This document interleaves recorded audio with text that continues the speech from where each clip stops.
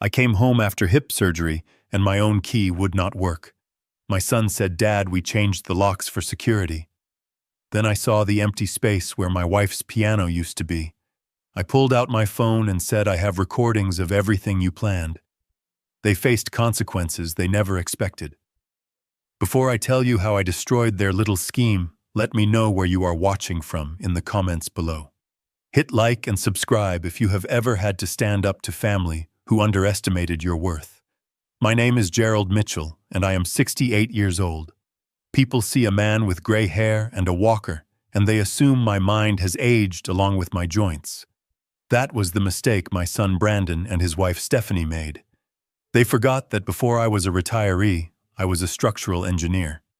I spent 40 years calculating load-bearing limits and designing foundations that could withstand earthquakes. I know exactly how much pressure a structure can take before it collapses. My family was about to learn that I know how to bring a house down just as well as I know how to build one. The rain in Seattle was relentless that afternoon. It was a cold, gray drizzle that seeped into your bones. The Uber driver helped me out of the car and set my walker on the wet pavement. I thanked him and watched the car drive away, leaving me alone in front of the 2-story colonial house I had designed and built with my own hands 30 years ago. My hip throbbed with a dull, rhythmic ache. The doctor had said full recovery would take months, but I had pushed to come home early. I wanted my own bed. I wanted the smell of the pot roast Catherine used to make even though she had been gone for 5 years. Most of all, I wanted to sit at her Steinway Model M piano and play the few chords I knew. It was my way of talking to her. I made my way up the driveway slowly. The movement was agonizing. Step, drag, step, drag. When I finally reached the front porch, I was out of breath. I dug into my pocket and pulled out my brass key ring. It was the same key I had used for 3 decades. I slid it into the lock, but it stopped halfway. I frowned and wiggled it. Nothing. I tried again, pushing harder this time. The key would not turn. It hit a solid metal barrier inside the cylinder. I pulled it out and looked at the lock. It looked shiny and new. A smart lock with a keypad had replaced my solid brass deadbolt. Confusion washed over me, followed immediately by a surge of panic. Had I come to the wrong house? I looked around. No. This was my oak tree. This was my mailbox. I pressed the doorbell. The chime echoed inside. A moment later, the door swung open. Brandon stood there. My son was 32 years old, but in that moment he looked like a stranger. He was wearing one of my bathrobes. He looked at me not with relief or happiness, but with annoyance. "You are early," he said. He did not step aside to let me in.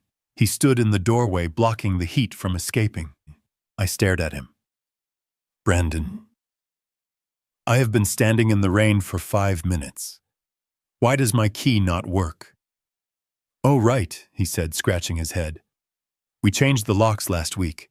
Stephanie said the old ones were not secure enough. There have been break-ins in the neighborhood. We were going to mail you a new key next week." I did not have the energy to argue about why a smart lock was safer than a deadbolt. I pushed past him, my walker clanking against the doorframe. I needed to sit down. "Careful with the floor," Brandon snapped. "Stephanie just had it polished." I ignored him and made my way into the living room. I stopped dead. My breath caught in my throat. The room felt wrong. It felt empty. My eyes darted to the bay window, the spot where the light always hit the keys just right in the afternoon. The piano was gone. In its place sat a low, angular sofa in a garish shade of lime green. It looked cheap and modern and completely out of place in my home. "Where is it?" I asked. My voice sounded small even to my own ears. "Where is her piano?" Stephanie walked down the stairs. She was wearing a sharp business suit and holding a tablet. She did not look up as she spoke. "Oh, you are back. We did not expect you until Friday." "Where is the piano, Stephanie?"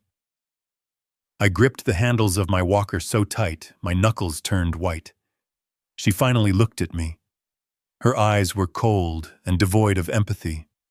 It took up too much space, Gerald. We need this room for entertaining clients. You know the real estate market is competitive. We need the house to look staged and modern. That old thing made the place look like a museum. That old thing was your mother-in-law's soul, I said, my voice rising. I bought that for her on our 10th anniversary. You had no right. Relax, Dad, Brandon said, stepping between us. We sold it. It is done. We got a good price for it. Besides, with your hip, you won't be coming down here much anyway. I felt a wave of dizziness. Sold. They had sold it. Who did you sell it to? I need to get it back. You can't, Stephanie said, dismissing me with a wave of her hand. The buyer picked it up yesterday. Look, Gerald, let us be practical. You can barely walk. You do not need a grand piano cluttering up the walkway. We used the money to fix up the basement for you. The basement. Yes, Brandon said. We moved your things downstairs. The master bedroom is too far for you to walk, and the stairs are dangerous. The basement is level. It has a bathroom. It is safer for you. I looked from my son to his wife. This was not a suggestion. This was a coup. They had used my 3 weeks in the hospital to dismantle my life. I am not living in the basement, I said. This is my house. My name is on the deed. Actually, Stephanie said, a cruel smile playing on her lips. You gave Brandon power of attorney when you went in for surgery. Remember, for medical decisions and asset management. We are just managing your assets. You are not capable of taking care of yourself anymore, Gerald. Look at you. You are shaking. I was shaking, but not from frailty. I was shaking with a rage so hot it felt like it could melt steel. But I knew numbers. I knew leverage. And right now I had zero leverage.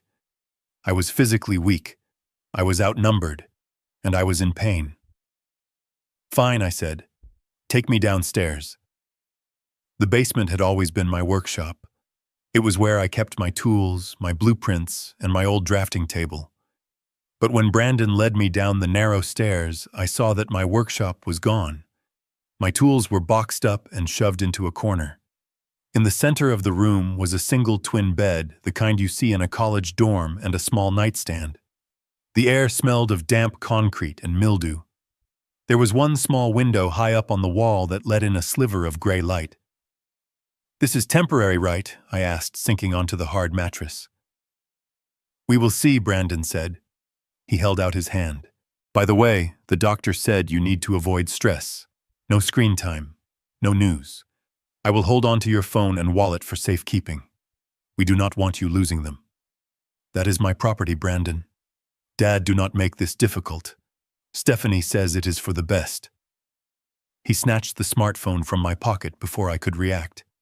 He took my wallet from the nightstand where I had just set it. Rest up, Dad. Dinner is at 6. We will bring it down to you. He walked back up the stairs. I heard the heavy door click shut. Then I heard the distinct sound of a deadbolt sliding into place. They had locked me in. I sat in the silence of the basement. The humiliation washed over me. I was a prisoner in the house I had built. My hip throbbed. I lay back on the bed and stared at the exposed wooden beams of the ceiling. I knew every joist, every nail, every conduit in this ceiling. I had placed them there. They thought they had stripped me of everything. My mobility, my communication, my dignity. But they forgot one thing. I was an engineer. I understood systems, and every system has a back door. I waited until I was sure they were upstairs. I could hear their footsteps on the hardwood floor above. The sound was muffled, but distinct. Stephanie's sharp heels clicking. Brandon's heavy tread. I rolled off the bed and grabbed my walker. I made my way to the corner of the room where they had shoved my boxes of junk. I dug through a box marked Old Electronics. I pushed aside tangled cables and old remotes until my hand closed around cool plastic. It was a burner phone, a cheap prepaid flip phone I kept for emergencies when I went fishing in remote areas. I had not used it in 2 years. I prayed the battery had held a charge. I pressed the power button. The screen flickered to life. 12% battery. It was enough. But I did not call the police. Not yet. The police would call this a civil dispute. They would see a son caring for his invalid father. I needed ammunition. I needed proof. I looked up at the ceiling again, specifically at a small plastic panel near the heating duct. To the untrained eye, it looked like a sensor for the alarm system. But I knew what it really was. 6 months ago, after a series of break-ins on our street, I had installed a high-end security system. I put cameras in the living room, the kitchen, and the hallway. I wired them myself, running the Cat6 cables through the ventilation shafts so they would be invisible. The footage did not go to the cloud where Stephanie could find it. It went to a local server, a hard drive hidden in a false bottom of my tool cabinet. Right here in the basement. I dragged my walker over to the tool cabinet. My heart was pounding against my ribs. If they had thrown this cabinet away, I was finished. But it was there, heavy and covered in dust. I opened the bottom drawer. I reached underneath and felt the small metal casing of the server. The green light was blinking steady and true. I needed a monitor. I looked around. There was an old laptop in the pile of electronics. It was slow and the screen was cracked, but it would work. I connected the laptop to the server using a spare Ethernet cable. I typed in the password. The screen filled with static for a second, then cleared. 4 distinct feeds popped up. The living room, the kitchen, the hallway, and the front porch. I maximized the living room feed. The audio quality was crystal clear. Brandon was pacing back and forth in front of the lime green sofa. He was holding a glass of whiskey. Stephanie was sitting on the sofa typing furiously on her phone. "We cannot keep him down there forever," Brandon was saying. "He is going to make noise. He is going to tell the neighbors." "Let him talk," Stephanie replied without looking up. "Who will they believe? A successful real estate agent and her devoted husband, or a senile old man on high-dose painkillers? We already have Dr. Evans on board. He will testify that Gerald's cognitive decline is rapid." I clenched my teeth. Dr. Evans was Brandon's drinking buddy, a man who had lost his medical license twice and got it back through shady lawyers. But the money, Brandon said. His voice was trembling. "The 40,000 from the piano is already gone, Stephanie. The crypto market crashed again this morning. I lost another 10,000. We are still in the hole for $150,000. If we do not pay the loan sharks by the end of the month, they are going to break my legs." I froze. $150,000. My retirement fund was healthy, but it was locked in investments they could not easily touch without my signature. That is why they needed the power of attorney. That is why they sold the piano. They were desperate. "Sell the house," Stephanie said calmly. She put her phone down and looked at him.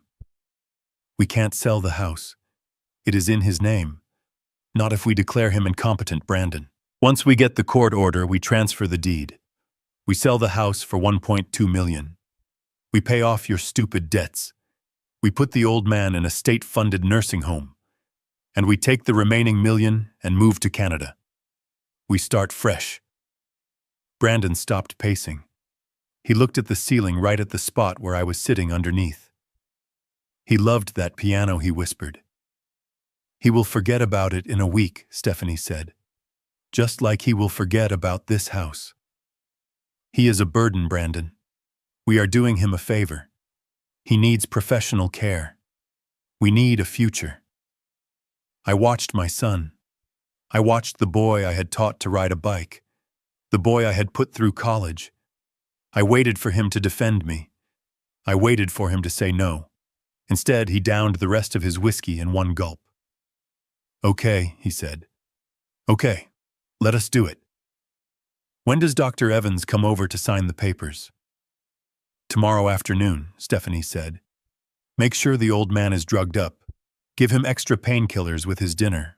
We need him drooling and confused when Evans gets here." I sat back in the darkness of the basement. The glow of the laptop screen illuminated my face. I was not sad anymore. The sadness had evaporated, leaving only cold, hard clarity.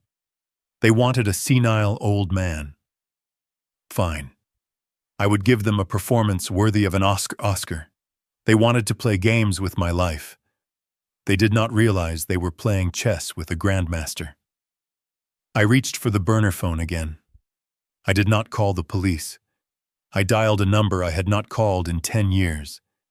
A number that belonged to a man named O'Malley, the most ruthless estate lawyer in Seattle. He answered on the second ring. "Hello, Patrick, it is Gerald Mitchell." "Gerald. I thought you were retired." "I was," I said, my eyes fixed on the screen where my son and daughter-in-law were toasting to their future. "But I think I have one more demolition job to do. I need you to meet me and bring a notary." I hung up the phone. Upstairs, I heard Stephanie laugh. It was a sharp, victorious sound. Enjoy it, I thought. Enjoy the champagne. Because tomorrow you are going to choke on it. I powered down the laptop and hid it back under the pile of junk. I laid down on the twin bed and pulled the thin blanket up to my chin. My hip hurt. My heart hurt. But my mind was sharp. When the door opened an hour later and Brandon came down with a tray of food, I was ready. "Here is dinner, Dad," he said, his voice fake and sweet. "And here are your pills. Take them all. You need your sleep." I looked at the 3 white pills in his hand. Oxycodone, a dose high enough to knock out a horse. "Thank you, son," I mumbled, letting my hand tremble as I took the water glass. "You are such a good boy." I put the pills in my mouth. I took a sip of water. I swallowed. Brandon smiled. He watched me until he was sure I had taken them. Then he turned off the light and left, locking the door behind him. He did not see me spit the pills out into my hand the moment the door closed. I flushed them down the toilet in the corner. I lay in the dark, listening to the house settle. I heard the wind and rain outside. I was alone. I was locked in a basement. I had no key. But I had the truth. And come morning, I was going to use it to burn their whole world to the ground. The smell of roasting chicken wafted down the stairs and into the damp basement air. It was a scent that should have been comforting. It was the smell of Sunday dinners from 20 years ago, when the house was full of laughter, and Catherine was alive to carve the bird. But tonight, the aroma turned my stomach. It smelled like bait. At 6 o'clock sharp, I heard the heavy thud of the deadbolt sliding back. The door opened, and Brandon appeared at the top of the stairs. He was dressed in a clean button-down shirt and slacks, which was unusual for a Tuesday night at home. "Dinner is ready, Dad," he called out. "Let me help you up." The climb upstairs was a humiliating ordeal. Every step sent a jolt of electricity through my healing hip. Brandon gripped my arm, but his touch was impatient. He was not supporting me, he was hauling me. I focused on my breathing. In through the nose, out through the mouth. I had to look weak. I had to look like a man whose body was failing him, so that they would believe my mind was failing too. When we finally reached the dining room, I stopped to catch my breath. The table was set with the good china. The Wedgwood plates with the gold rim that Catherine only brought out for Christmas and Thanksgiving. Crystal wine glasses sparkled under the chandelier. In the center of the table sat the roast chicken surrounded by roasted vegetables. It was a scene of domestic perfection. It was a stage set. "Sit here, Gerald," Stephanie said. She pulled out the chair at the head of the table. I lowered myself slowly into the chair, letting out a groan of pain that was only half fake. Stephanie took her seat to my right, and Brandon sat to my left. They had positioned themselves to flank me, to box me in. Stephanie poured wine for herself and Brandon. For me, she poured a glass of ice water. "No wine for you tonight, Gerald," she said with a tight smile. "It interferes with your medication. We want you clear-headed." I nodded meekly. "You are right, Stephanie. Thank you for taking such good care of me." The words tasted like ash in my mouth, but I saw her shoulders relax slightly. She bought it. She thought I was the grateful invalid. We began to eat. The food was delicious, but I could barely swallow. I was too busy analyzing every glance that passed between them. Brandon was nervous. He kept tapping his fork against the side of his plate. He drank his wine too quickly, refilling the glass, before he had even finished his chicken. Stephanie, on the other hand, was cool as ice. She cut her meat with surgical precision. So Dad Brandon said, his voice a little too loud in the quiet room. "How is the basement? Is the bed comfortable enough?" "It is fine, son," I said, keeping my eyes on my plate. "A little cold, but I found an extra blanket." "We will get a space heater down there tomorrow," Stephanie interrupted. "We are just so worried about you falling again, Gerald. The stairs to the second floor are a death trap for someone in your condition. Down there you are safe." "Safe?" The word hung in the air. "We have been thinking a lot about your future, Dad." Brandon continued. He sounded like he was reciting a script. "We want to make sure you have the best care possible. But medical bills are expensive, and maintaining this big house is a lot of work." I put my fork down. "Here it comes. I have my pension, Brandon, and the savings. I can manage." Stephanie sighed, the kind of sigh a mother gives a stubborn toddler. "Gerald, be realistic. Your pension barely covers the property taxes and utilities. And your savings. Well, let us just say the market has been volatile. We want to protect what you have left." She reached down beside her chair and picked up a thick manila folder.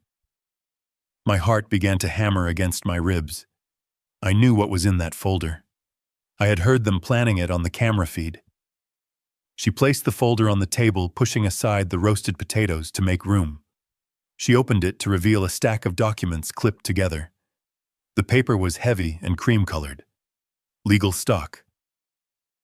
"What is this?" I asked, feigning confusion. "Just some paperwork for the insurance company." Stephanie lied smoothly. She pulled a gold pen from her pocket. "Since you are recovering and on heavy narcotics, the insurance company requires a designated representative to handle the billing disputes.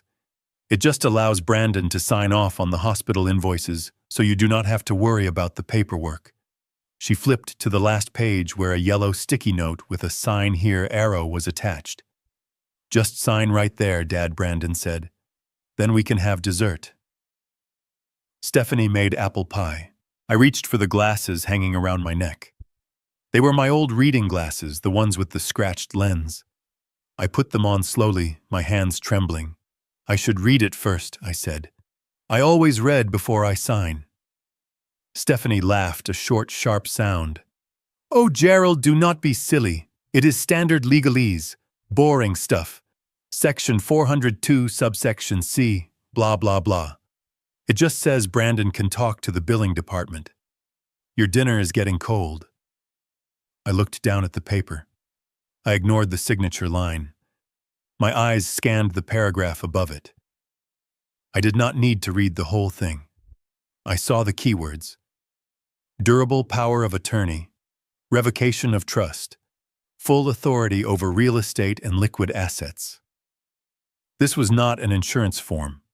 This was a death warrant for my independence. If I signed this, they could sell the house, drain my accounts, and dump me in a state facility by the end of the week. And legally, I would have given them permission to do it. My blood boiled. I wanted to flip the table. I wanted to grab that roast chicken and throw it at Stephanie's smug face. I wanted to shout that I knew about the crypto losses and the debt sharks. But I couldn't. Not yet. If I refused to sign now without a reason, they would know I was onto them. They might forge my signature, or worse, they might physically force me. I needed to buy time. I needed to destroy the document without looking like I was trying to. I looked at the water glass in front of me. It was a heavy crystal tumbler filled to the brim with ice and water. Condensation was dripping down the sides. I looked at the soup bowl next to it. Tomato bisque, thick red and hot. I looked up at Brandon. He was staring at the pen in my hand, sweating. "I do not understand this part here," I said, pointing a shaking finger at the middle of the page. Stephanie leaned in, impatient. "Which part, Gerald?" I moved my hand. My elbow jerked. A spasm. A violent, uncontrollable twitch that I had perfected after watching Parkinson's patients in the hospital waiting room. My arm lashed out and hit the water glass. It tipped.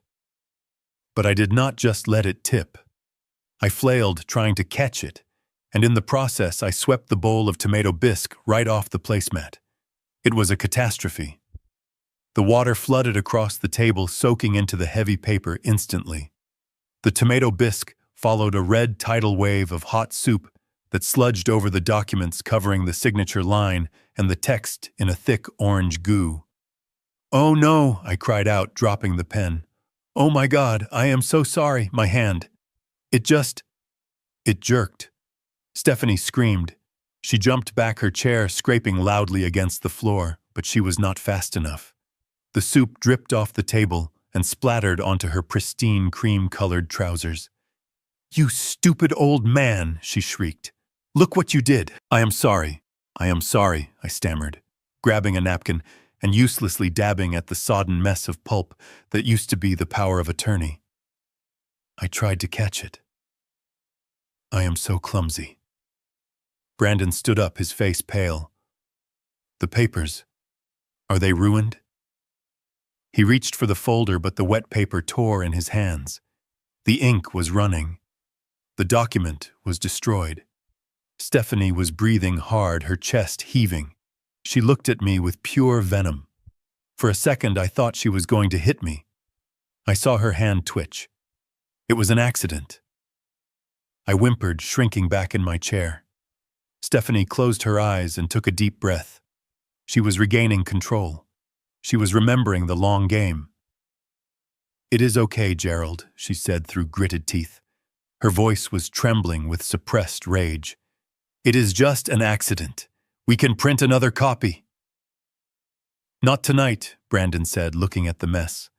"The printer is out of toner. I have to go to the office supply store tomorrow." "Tomorrow then," Stephanie snapped. She glared at me. "You have made a mess of dinner, Gerald. I think you should go back downstairs. You are clearly too tired to function." I nodded, keeping my head down. I lost my appetite anyway. "Brandon, help your father back to the basement," Stephanie ordered. "And mop this up." Brandon came around the table. He grabbed my arm roughly. "Come on, Dad." He marched me back to the basement door. He did not help me navigate the stairs this time. He just watched from the top landing as I painfully descended step by step. "Be more careful next time," he said coldly. He slammed the door. I heard the lock click. I stood in the darkness at the bottom of the stairs. My heart was racing so fast I thought it might give out. I leaned against the cold concrete wall and let out a long, shaky breath. I had won. I had bought myself 24 hours. But I knew this was only a skirmish. Stephanie was smart. She would realize that my accident was a little too convenient. She would not let me near a glass of water next time. Next time she might not even bother with the dinner. Next time she might just hold the pen in my hand and force it across the paper. I made my way to the twin bed and sat down. My hip was screaming in agony from the stairs. I needed to rest. But I could not sleep. I had to prepare for the appraiser. I knew from the camera feed that Stephanie had scheduled a friend to come over tomorrow at 10 a.m. She told me it was just a social visit, but I knew he was a real estate appraiser.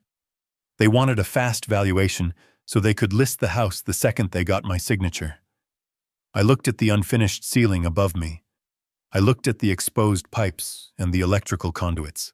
If they wanted to sell this house, they needed it to pass inspection. They needed it to look valuable. I smiled in the dark. It was a grim, determined smile. By the time that appraiser walked through the front door tomorrow, I was going to make sure this house looked like a money pit that no sane person would touch with a 10-foot pole. I pulled out my burner phone and checked the battery. 10%. I had one text message from O'Malley. Meeting set. Notary secured. Hold the line, Gerald. I put the phone away. I laid down on the hard mattress and stared into the blackness. You want to play dirty, Stephanie? I whispered to the empty room. Let us play.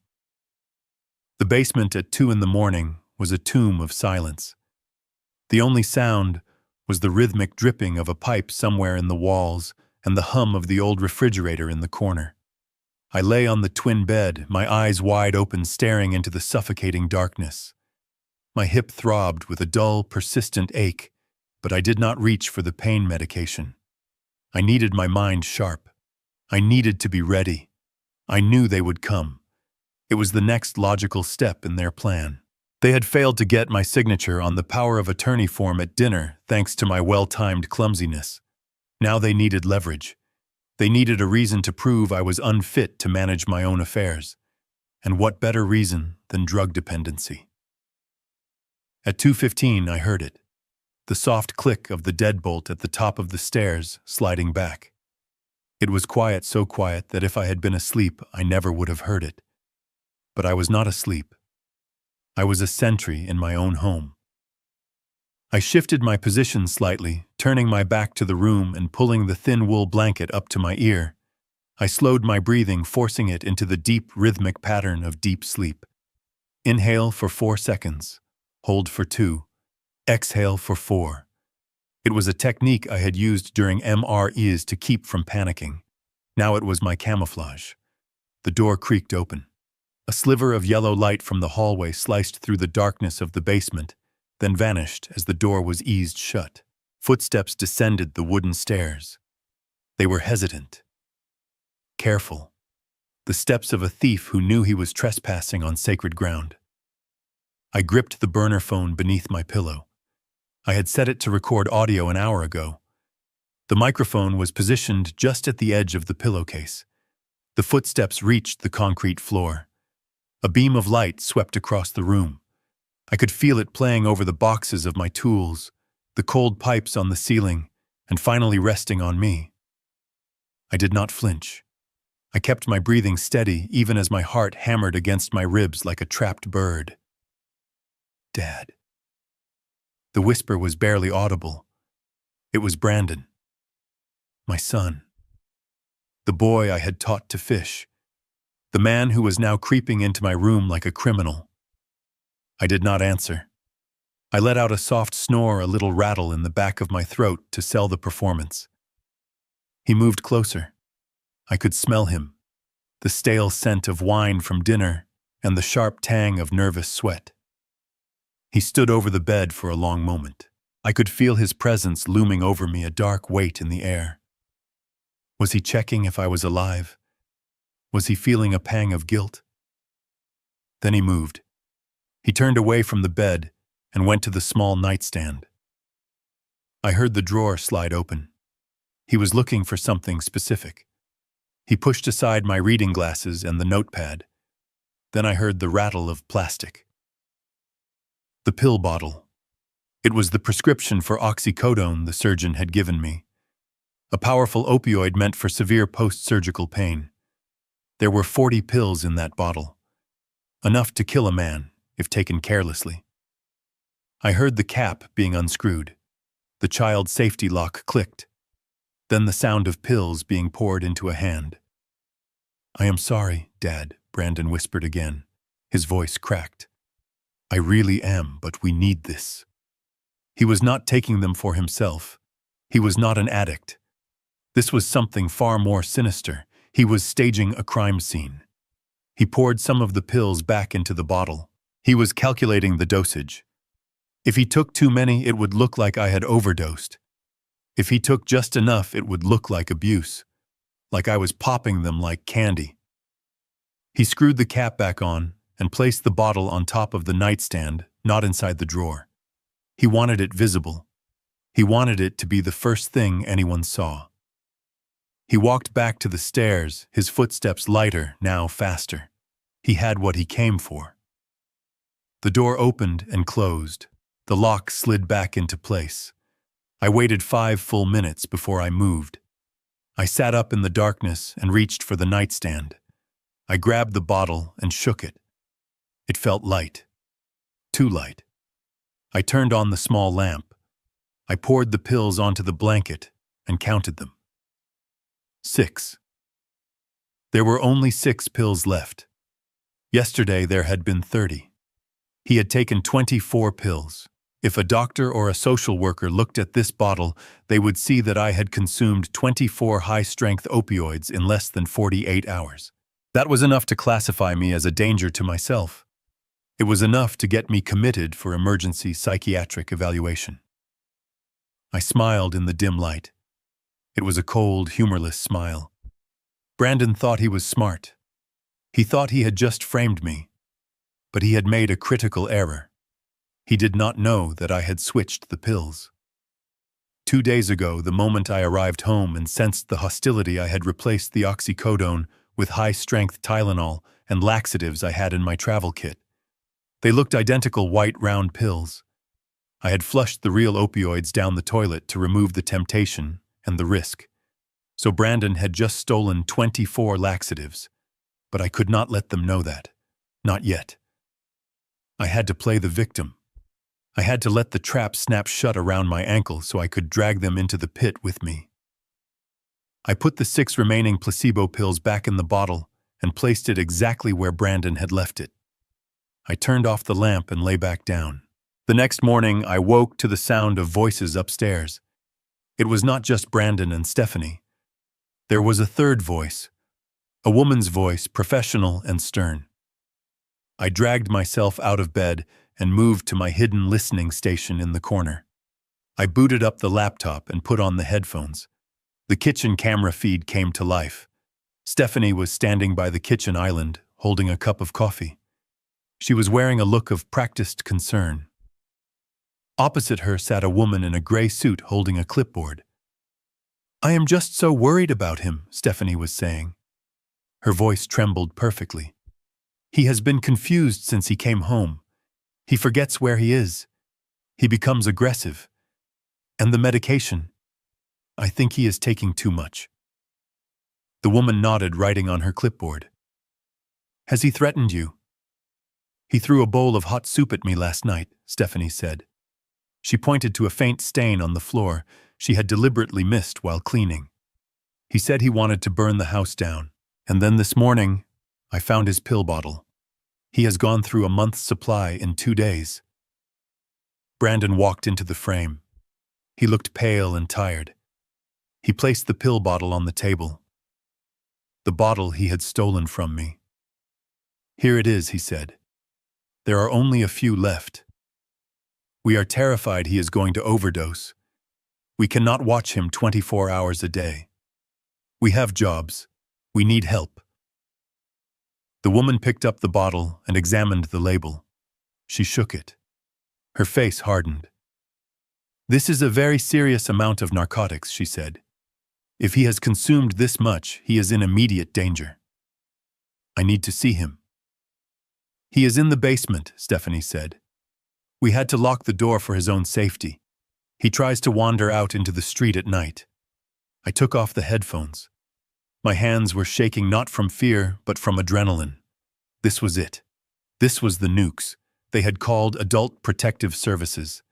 They were trying to get me declared incompetent and removed from the home immediately. I had about 3 minutes before they came downstairs. I grabbed my walker. I messed up my hair to look disheveled. I unbuttoned the top button of my pajama shirt. I needed to look the part. But before I moved away from my desk, I reached into my pocket and pulled out the SD card from the night before. The audio recording of Brandon entering my room. The sound of him stealing the pills. The whisper of his apology. I slipped the card into the hidden pocket sewn into the waistband of my pajama pants. I heard the key turn in the lock upstairs. Gerald, Stephanie called out. Her voice was loud and commanding. "There is someone here to see you." I did not answer. I sat on the edge of the bed and let my head hang low. I let my mouth hang open slightly. When the woman from APS walked down the stairs, followed closely by Stephanie and Brandon, she saw exactly what they wanted her to see. A broken, confused old man sitting in a dark basement. "Mr. Mitchell," the woman said gently, stepping over a box of my tools.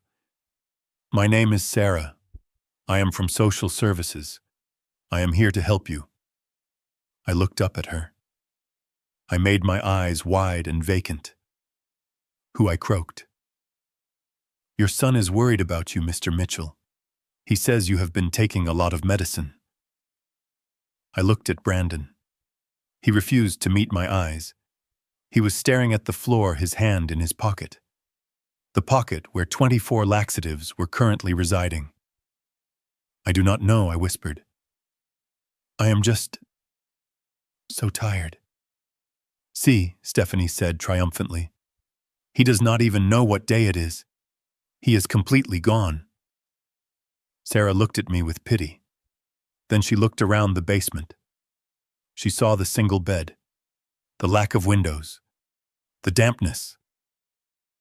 "Why is he living in the basement?" she asked, her tone sharpening as she turned to Stephanie. "It is temporary," Stephanie said quickly. "Until we can find a suitable facility. We cannot keep him upstairs. He falls." Sarah did not look convinced, but she had a job to do. "Mr. Mitchell, I am going to recommend an emergency evaluation. We need to get you to a hospital to check your toxicity levels. If you have taken that many pills, you need medical attention right now." I nodded slowly. "Okay," I said. "Hospital is good."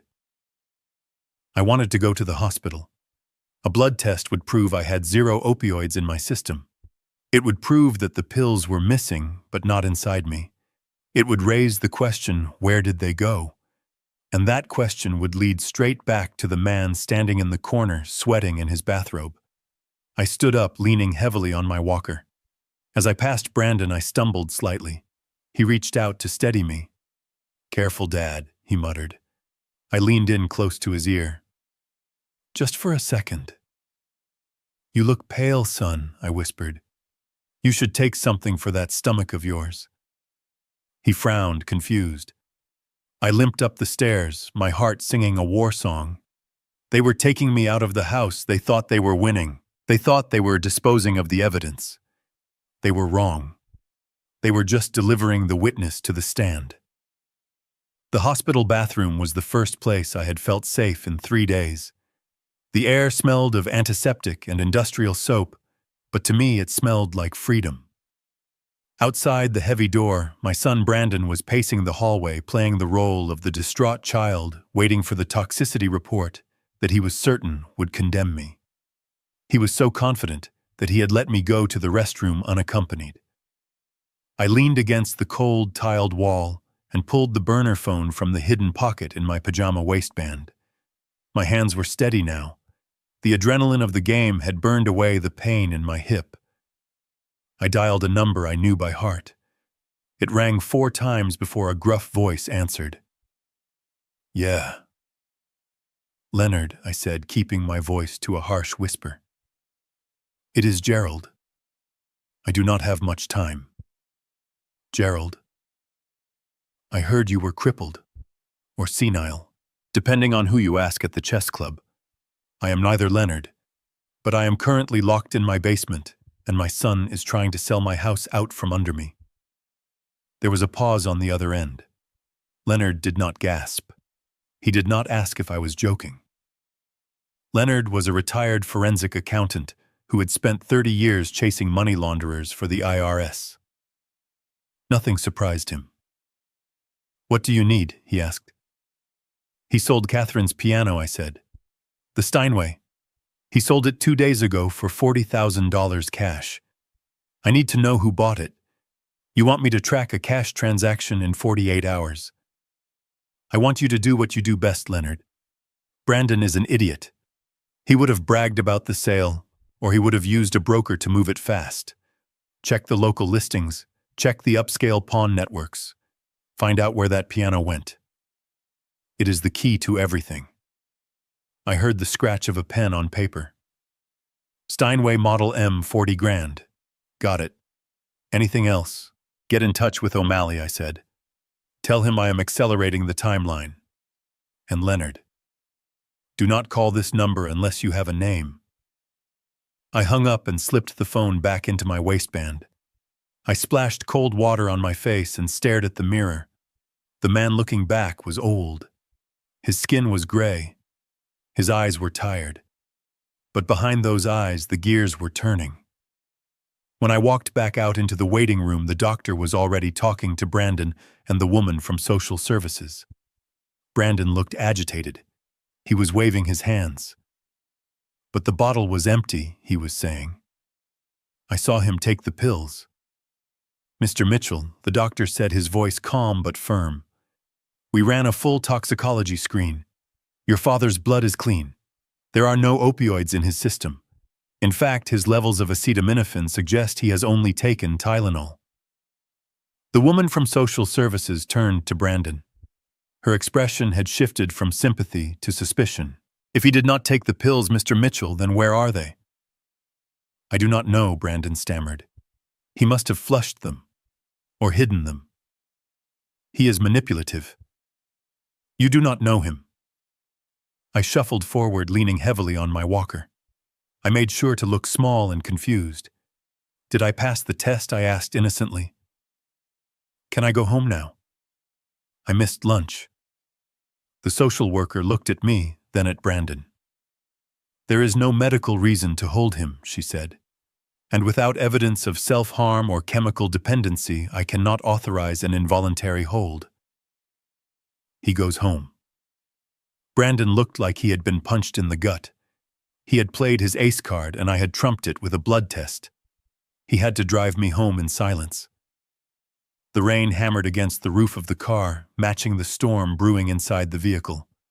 He knew I was up to something, but he could not prove it. He was trapped in a lie of his own making. Back in the basement, they locked the door with extra force this time. I heard Brandon and Stephanie arguing upstairs. Their voices were muffled thuds through the floorboards. They were panicking. Their plan to get me committed had failed. Now they would have to rely on the appraiser and the quick sale. I sat on the bed and waited. Time in the basement moved differently. It was a fluid, dark thing. I counted the drips from the pipe. 1, 2, 3. At 6 in the evening, the burner phone buzzed against my hip. It was a text message from Leonard. It contained only 2 words. Richard Harrington. I stared at the screen. The name hit me harder than the physical pain in my hip. Richard Harrington. Of course. It had to be him. Harrington was a developer who had made his fortune tearing down the history of this town and replacing it with glass and steel monstrosities. He was a man who knew the price of everything and the value of nothing. 5 years ago, he had knocked on my door and offered to buy my house for cash.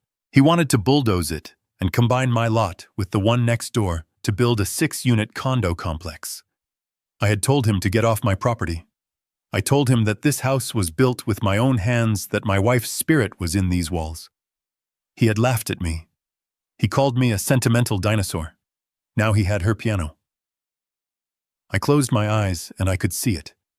I could see that beautiful instrument sitting in his sterile modern living room unplayed. He had not bought it because he loved music. He had bought it because it was a trophy.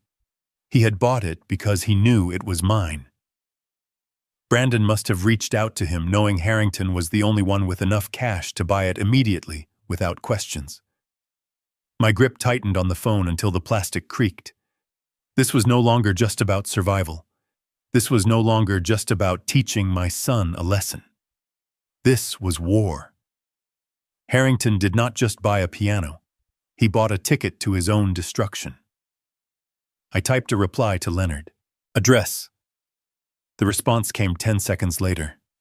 It was an address in the new gated community on the hill, the fortress of the nouveau riche. I deleted the messages. I lay back on the pillow. My mind began to construct a new schematic. I needed to get into Harrington's house. I needed to confirm the piano was there, and then I needed to use it to bury them all. Upstairs, the arguing had stopped. I heard the heavy tread of Brandon's footsteps approaching the basement door. He was coming down. I hid the phone. I composed my face. The door opened. Brandon stood there holding a plate of cold pasta. He did not come in. He set the plate on the floor at the top of the stairs. Eat, he said. We have a big day tomorrow. The appraiser is coming back to finish the inspection. Do not embarrass us, Dad. I looked up at him from the shadows. I would not dream of it, son, I said. He slammed the door. I waited until his footsteps faded. Then I stood up and walked to the corner where my toolbox sat. I opened the bottom drawer and pulled out a small leather pouch. Inside was a set of lockpicks. I had learned to use them 30 years ago when I worked on secure sites. I looked at the door at the top of the stairs. It was a standard deadbolt. Grade 2 residential security. I could open it in 40 seconds. But not tonight. Tonight, I needed to rest. Because tomorrow, I had a performance to give. Tomorrow, I was going to meet the appraiser. And I was going to make sure that when Harrington tried to buy this house, he would be buying a nightmare. I ate the cold pasta. It tasted like victory. The pieces were moving on the board. The king was cornered, but he still had his knights, and the knights were coming for the pawns. The next morning, the rain had stopped, but the sky remained a bruised purple color. At 10 o'clock sharp, the doorbell rang. I was sitting on the lime green sofa in the living room, where Stephanie had positioned me. She had dressed me in a clean cardigan and combed my hair. I looked like the perfect prop, the kindly grandfather in the corner. Stephanie opened the door with her brightest realtor smile, the kind that showed too many teeth and did not reach her eyes. "Justin, come in," she chirped. "So glad you could make it." A man stepped into the foyer. He was about 40, wearing a suit that was slightly too tight and carrying a digital laser measure and a tablet. He looked around the room with the predatory gaze of someone calculating square footage and dollar signs. "This must be your father-in-law," Stephanie said, gesturing to me. "Gerald, this is Justin. He is just an old friend from college dropping by to say hello." I looked at Justin. I looked at the laser measure in his hand. I looked at the clipboard tucked under his arm. "Hello, Justin," I said, my voice trembling just the right amount. "Did you go to clown college with Stephanie?" Stephanie's smile froze. Justin blinked, confused. "Dad is a joker," Stephanie said, letting out a high-pitched laugh that sounded like glass breaking. "Justin is actually in the housing industry. He just loves architecture. He wanted to see the house." "I see," I said. "Well, it is a lovely house. Or it used to be, before the settling started." Justin stopped halfway into the room. Settling. Stephanie shot me a warning look. "Dad, ignore him. He gets confused about the timeline. The house is solid as a rock." I leaned forward, gripping my walker. I beckoned Justin closer. He stepped toward me instinctively. "Do you feel that?" I whispered loudly. "Feel what?" Justin asked, looking down at the floor. "The vibration," I said. "We are on a liquefaction zone here. You know what that means, right? The soil turns to soup when the big one hits. I designed the foundation 30 years ago, but concrete degrades, you know. Spalling. Carbonation." Justin looked at Stephanie. "Is there a structural issue?" "No," Stephanie snapped. "Absolutely not. The foundation was inspected 5 years ago.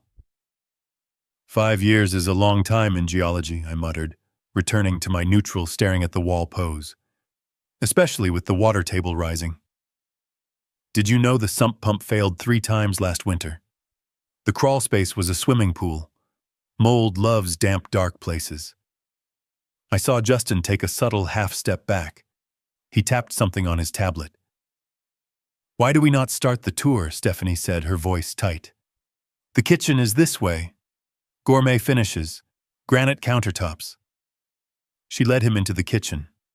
I waited a count of 5, then hoisted myself up and followed them. My hip hurt, but the joy of sabotage was a powerful anesthetic. I found them standing by the island. Stephanie was pointing out the stainless steel appliances. And we just redid the plumbing last year, she was lying. PEX piping throughout. I shuffled into the room. Is that what the contractor told you? I asked innocently. Stephanie turned around slowly. Her eyes were pleading with me to shut up, but I just smiled a vacuous, senile smile. I thought I saw him using galvanized steel, I said. You know how that corrodes from the inside out, leads to restricted flow, and lead leaching. Remember how the water tasted metallic last week, son? I looked at Brandon, who was leaning against the fridge, looking miserable. He jumped. I do not recall, Dad. I tapped my cane on the floor tiles. Listen to that. Hollow. The subfloor must be delaminating. When the joists warp, they pull away from the plywood. It is a ticking time bomb, really. One heavy party and boom, down into the basement. Justin was not looking at the granite countertops anymore. He was looking at the floor as if it were a minefield. Mr. Mitchell, Justin said, addressing me directly. Are you saying there are active structural concerns? Stephanie stepped between us. He does not know what he is saying, Justin. He used to be an engineer 40 years ago. He mixes up his old projects with this house. This house is pristine. I let out a long, wheezing cough. Pristine, I repeated. That is what they said about the Titanic. I saw Justin make a note on his tablet. It was a long note. Stephanie grabbed Justin's arm. Let us go upstairs. The master suite is incredible. Vaulted ceilings. I did not follow them upstairs. I did not need to. The seed was planted. But I had one more card to play. One that would guarantee this appraisal came in low enough to ruin their financing plans. I went to the hallway thermostat. It was a smart model connected to the home network, but the wiring behind it was old school. I pulled the faceplate off just a fraction of an inch. I found the 2 control wires. I waited until I heard their footsteps directly overhead in the master bedroom. Then I shorted the wires against the metal casing for just a second. Spark. The lights in the hallway flickered. A loud buzzing sound echoed through the walls. It sounded like an angry hornet's nest inside the drywall. I heard a yelp from upstairs. What was that? Justin's voice drifted down. Nothing, Stephanie cried out. Probably just a bulb blowing out. I did it again. Longer this time. The buzzing intensified. The smell of ozone faintly filled the air. That is arcing, Justin said. That is aluminum wiring. That is a fire hazard. I shuffled back to the sofa and sat down just as they came rushing down the stairs. Justin looked pale. Stephanie looked murderous. I think I have seen enough, Justin said, packing his laser measure away. But you have not seen the backyard, Stephanie pleaded. The landscaping. I need to check the county records on that electrical permit, Justin said, moving toward the door. And the foundation report. If what your father says about the water table is true, this changes the comps significantly. He looked at me on the sofa. Nice meeting you, sir. Thank you for the information. I waved. Check the lintels on the way out, young man. I think the termites got to them in '98. Justin practically ran out the door. The silence that followed was heavy and dangerous. Stephanie turned to me slowly. Her face was red, her hands balled into fists at her sides. "What did you do?" she whispered. I looked up at her, my eyes wide and innocent. "I just wanted to help Stephanie. I did not want your friend to buy a lemon. You know how expensive dry rot repairs can be." "You senile old bat!" she screamed. She picked up a decorative vase from the side table and hurled it across the room. It shattered against the fireplace. That was a mistake. The sound of the shattering vase was loud enough to be picked up by the audio sensors I had calibrated on the security system. "You just cost us thousands of dollars," Stephanie yelled, advancing on me. "That appraisal is going to come in under $1 million. We cannot refinance with that number. We cannot sell with that number." She was looming over me now. "Maybe you should have fixed the wiring," I said softly. Brandon grabbed her arm. "Steph, stop. He does not know. He knows," she hissed. "Look at him. He is smiling." I wiped the smile off my face, instantly replacing it with a look of fear. "I want to go to my room," I whined. "I do not like the yelling. Get him out of my sight," Stephanie screamed at Brandon. "Put him back in the hole." Brandon dragged me downstairs. He was rougher this time. His fingers dug into my bicep. "Why do you have to make this so hard, Dad?" he asked as he shoved me into the basement. "We are trying to help you." "You are trying to help yourselves," I said, straightening my cardigan. "And you are doing a terrible job of it." He slammed the door and locked it. I waited until his footsteps retreated. Then I walked over to the corner and did a little dance. A slow, painful victory shuffle. I pulled out the burner phone. I had a text from O'Malley. Appraiser just pulled the permit history. He is flagging the property as high risk. Good work, Gerald. I sat down on the bed. They thought they were selling a mansion. I had just turned it into a money pit. The appraisal would come in low. The bank would deny the loan. The buyers would flee. They were trapped in a house they could not sell, with a father they could not control, and a debt that was growing by the day. And I was just getting started. The next step was the open house. If they thought the appraisal was a disaster, wait until they saw what I had planned for the public viewing. But first, I needed to deal with the doctor. Dr. Evans, the man coming tomorrow to sign my mental competency away. I looked at my reflection in the dark window. Time to study up on psychology, I whispered. I laid back on the bed and closed my eyes, visualizing the structural integrity of my family. I had identified the stress points. I had inserted the wedges. Now all I had to do was hammer them home.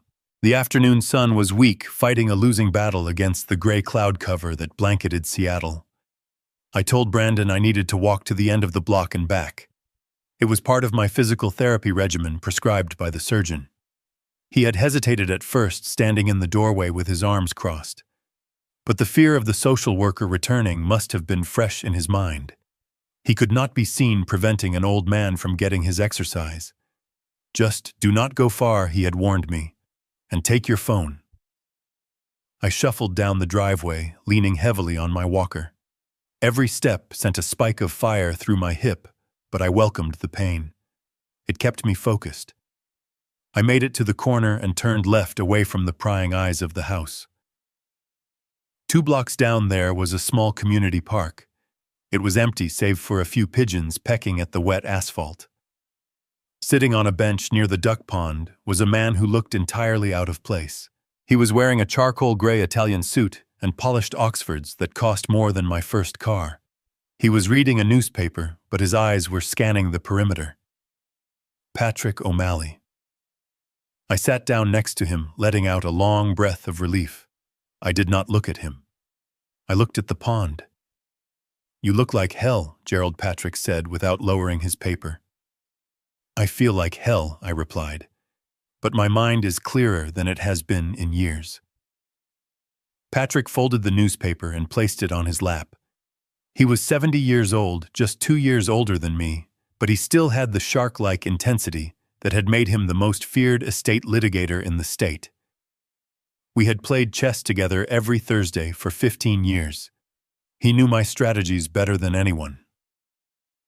I got your message about the appraiser, Patrick said, a small smile playing on his lips. Brilliant work with the electrical panel. The bank is going to demand a full structural engineer report before they lend a dime on that house. You bought yourself a week. I do not just need time, Patrick. I need a kill shot. I reached into my pocket and pulled out the SD card. It was warm from my body heat. Here it is, I said, sliding it across the bench. Everything. Audio of them plotting to sell the house to pay off gambling debts.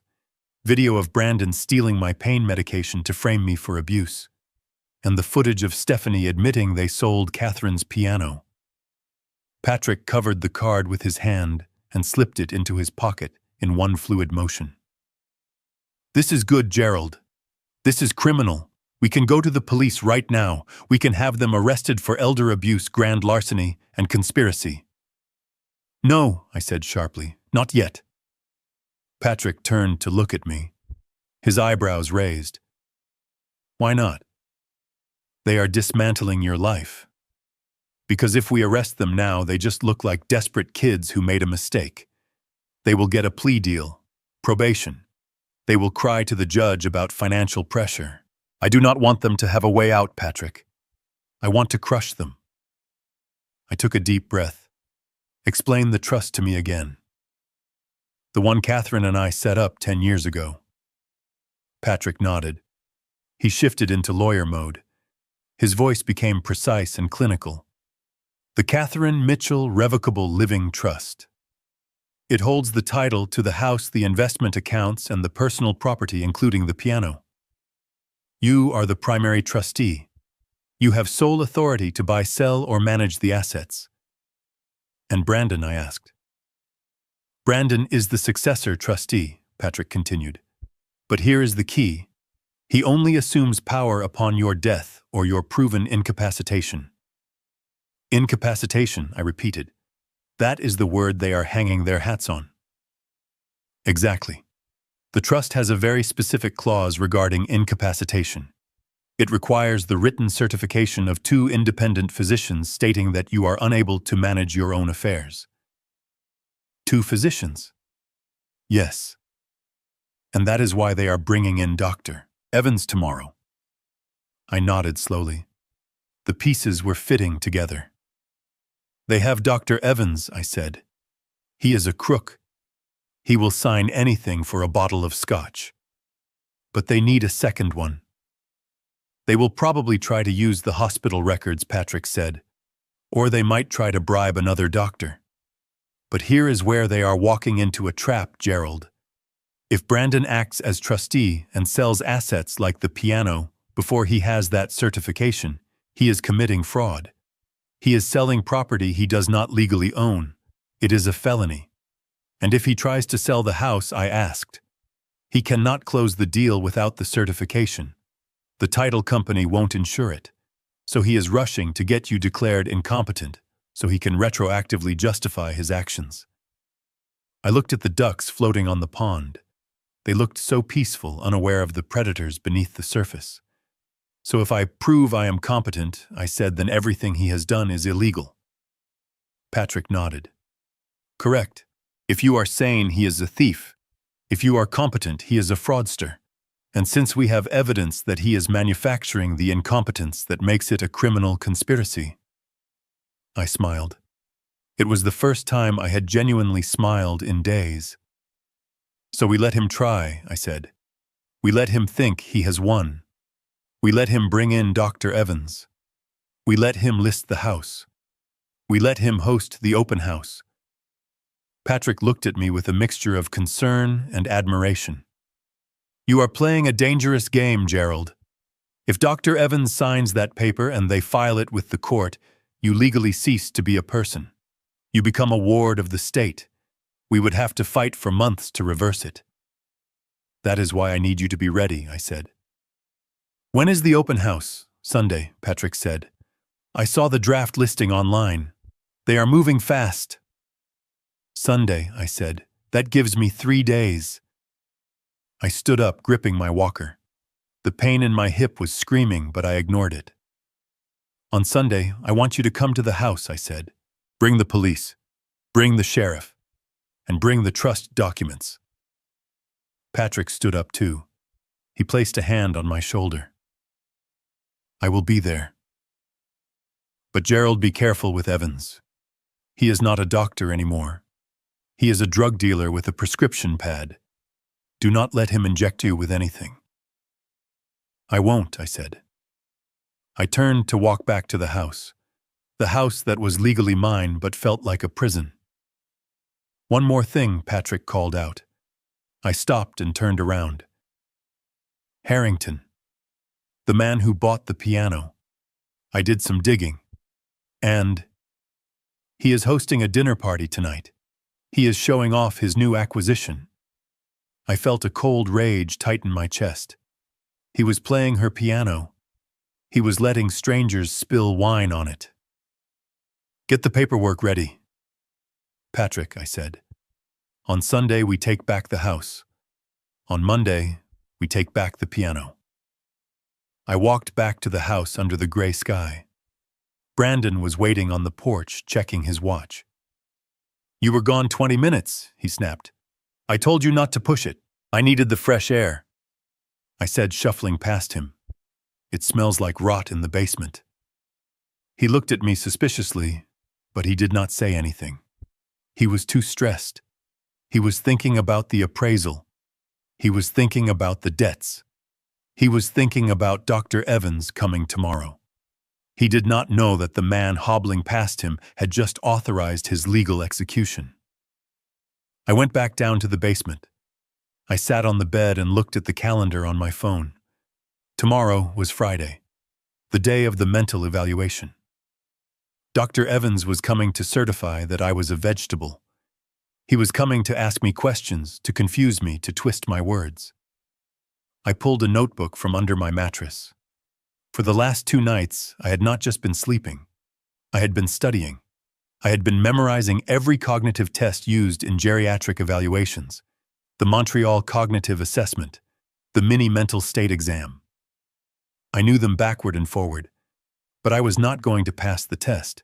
No, that would be too easy. If I passed the test, Evans would just lie and say I failed. I was going to do something much more damaging. I was going to use Dr. Evans to destroy Brandon's credibility forever. I lay back and closed my eyes. The alliance was formed. The trap was set. The legal shark was circling in the water. All I had to do now was be the bait. Friday arrived with the weight of a funeral procession. The sky was a slate gray that pressed down against the windows of the living room, matching the mood inside the house. I sat in the armchair, my walker positioned prominently in front of me like a barricade. I was dressed in the same cardigan from the day before, but I had buttoned it unevenly. It was a small detail, but in the world of psychiatric evaluation, small details were the difference between a clean bill of health and a one-way ticket to a secure facility. At 2 p.m, a silver Mercedes pulled into the driveway.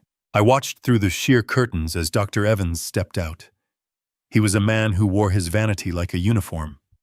His suit was too shiny, his tan was too orange, and his teeth were bleached a blinding white that looked predatory. He carried a leather briefcase that I suspected contained more pre-written verdicts than blank notepads. Brandon met him at the door. I saw the handshake. It was not the firm grip of professional acquaintances. It was the sweaty palm-to-palm slide of co-conspirators. I saw Brandon slip an envelope into Evans's jacket pocket. It was subtle, done with the practice of a man used to paying for shortcuts, but I saw it. The bribe had been delivered. Now the performance had to begin. Stephanie led them into the living room. She was wearing her best concerned daughter-in-law face, her eyebrows drawn together in a mask of worry. "He is right here, doctor," she said, her voice dropping to a stage whisper. "He has been talking to the walls all morning." Dr. Evans approached me. He smelled of stale tobacco and expensive cologne, a combination that made my stomach turn. He pulled up a chair and sat directly in front of me, invading my personal space. He opened his briefcase and pulled out a gold pen. "Good afternoon, Gerald," he said, his voice loud and slow, as if he were speaking to a toddler or a foreign tourist. "Do you know who I am?" I looked at him. I looked at the envelope bulge in his pocket. "You are the man here to fix the leak," I said, keeping my eyes unfocused. "The water is getting in. It is rotting the beams." Evans smiled a tight, satisfied smirk. He made a tick mark on his paper. "I am a Dr. Gerald." "Dr. Evans. Brandon asked me to come chat with you. He is worried about your memory." "My memory is fine," I muttered. "It is the structural integrity I am worried about. The load-bearing walls are compromised."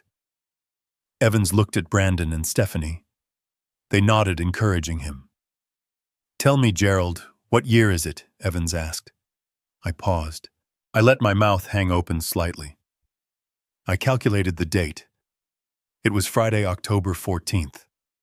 But I was not going to give him that. "It is the year of the collapse," I said. "The year the rats ate the piano." Evans wrote furiously, disoriented to time, delusional metaphors. I watched his pen move. He was writing exactly what I wanted him to write. If I had answered correctly, he would have found a way to twist it. If I had said it is 2024, he would have said I sounded rehearsed. But by speaking in riddles that were actually truths, I was giving him enough rope to hang himself. Because when a real judge looked at the transcripts later, they would see that the rats were real and the piano was indeed gone. "Let us try some math," Gerald Evans said. "Can you count backward from 100 by sevens?" It was a standard test for concentration and cognitive processing. 93, 86, 79. I could do it in my sleep. I was an engineer. I lived in numbers. I looked at the ceiling. I traced the line of the crown molding. 100, I said slowly. Minus 40,000. That leaves nothing. The equity is gone. The foundation is cracked. You cannot build on sand, Doctor. Evans stopped writing. He leaned in closer. "Who is stealing the equity, Gerald? Are there people stealing from you?" "Yes," I whispered, leaning in as if sharing a secret. "The people in the house. They changed the locks. They took the keys. They are selling the music." "Who are they?" Evans pressed, his eyes gleaming. "Are they in the room with us right now?" I looked directly at Brandon. He flinched. I looked at Stephanie. She stared back defiantly. "They are wearing masks," I said, "but I can see under them. I have eyes in the walls, Doctor. I have eyes that never blink." Evans sat back, looking triumphant. He turned to Stephanie. "This is classic paranoid schizophrenia with onset dementia," he announced as if I were a piece of furniture. "He believes he is being persecuted. He believes there are devices in the walls watching him. He is dissociating from reality to cope with his physical decline." But I do have eyes in the walls, I thought. 4 of them. Recording every word of this farce in high-definition audio. "Is he dangerous?" Stephanie asked, clutching her pearls. Evans looked at me. I decided to give them the finale they were paying for. I stood up. I let my walker clatter to the floor. I took a step toward Evans, my hands shaking. "You cannot sign the papers!" I shouted, my voice cracking. "The blueprint is wrong. If you sign the papers, the whole house comes down. I have to stop the demolition." I reached for his clipboard. It was a weak, feeble grasp, but Evans recoiled as if I had pulled a knife. "He is aggressive," Brandon yelled, stepping between us. "Sit down, Dad," Stephanie screamed. I collapsed back into the chair, covering my face with my hands. I let out a sob. "I just want my piano," I cried. "Why is it so quiet?" Evans stood up and smoothed his suit jacket. He looked at Brandon with a professional gravity that was entirely faked. "I have seen enough. The disorientation, the paranoia, the aggression. It is all consistent with severe cognitive decline. He is a danger to himself and others. I am recommending immediate conservatorship." He pulled a document from his briefcase. The document. The certification of incapacity. He placed it on the coffee table. He signed it with a flourish. This gives you full legal authority over his estate, effective immediately, he told Brandon. You can make medical decisions. You can manage his finances. You can sell his assets to pay for his care. Brandon picked up the paper. His hands were shaking not with fear, but with greed. He looked at it as if it were a winning lottery ticket. Thank you, Dr. Brandon said. You have no idea how hard this has been for us. I know, Evans said, patting him on the shoulder. You are doing the right thing. He needs professional help. I will file my copy with the court on Monday morning. Until then, this document is valid for emergency purposes. Monday morning. That gave me the weekend. That gave me the open house. Stephanie walked Evans to the door. I heard them whispering in the foyer. I will transfer the rest of the fee tonight, Stephanie was saying. Just make sure he does not hurt anyone before you get him into a facility, Evans replied. And Stephanie, the house is a beautiful property. Let me know when it hits the market. I have some investors who might be interested in a fixer-upper. The door closed. Brandon and Stephanie came back into the living room. They did not look at me with pity anymore. They looked at me with ownership. Well, Dad, Brandon said, holding up the paper. It is done. You are officially retired. From everything. We are listing the house tonight, Stephanie said, pulling out her phone. The open house is Sunday. We will have the movers come Monday to take you to the facility. It is a nice place, Gerald. State-funded but clean. I did not answer. I stared at the floor. They thought I was broken. They thought I was defeated. But inside, my mind was racing. Dr. Evans had just certified that I was paranoid about eyes in the walls and people stealing my money. When I played the tapes in court, when I showed the judge the camera footage and the bank transfers, Dr. Evans's diagnosis would not just be wrong. It would be proof of a conspiracy. He had labeled the truth as insanity because he was paid to do so. He had just destroyed his medical license. He had just invalidated every document he signed. And he had just handed me the weapon to annul the sale of the house. Brandon walked over to the thermostat and turned up the heat. It is chilly in here, he said. I watched him. Enjoy the heat, son, I thought. Because on Sunday, it is going to get very cold for you. They left me in the living room while they went to the kitchen to open a bottle of champagne. I heard the cork pop. I heard the clink of glasses. Cheers to the future, Stephanie said. Cheers to us, Brandon replied. I reached down and picked up my walker.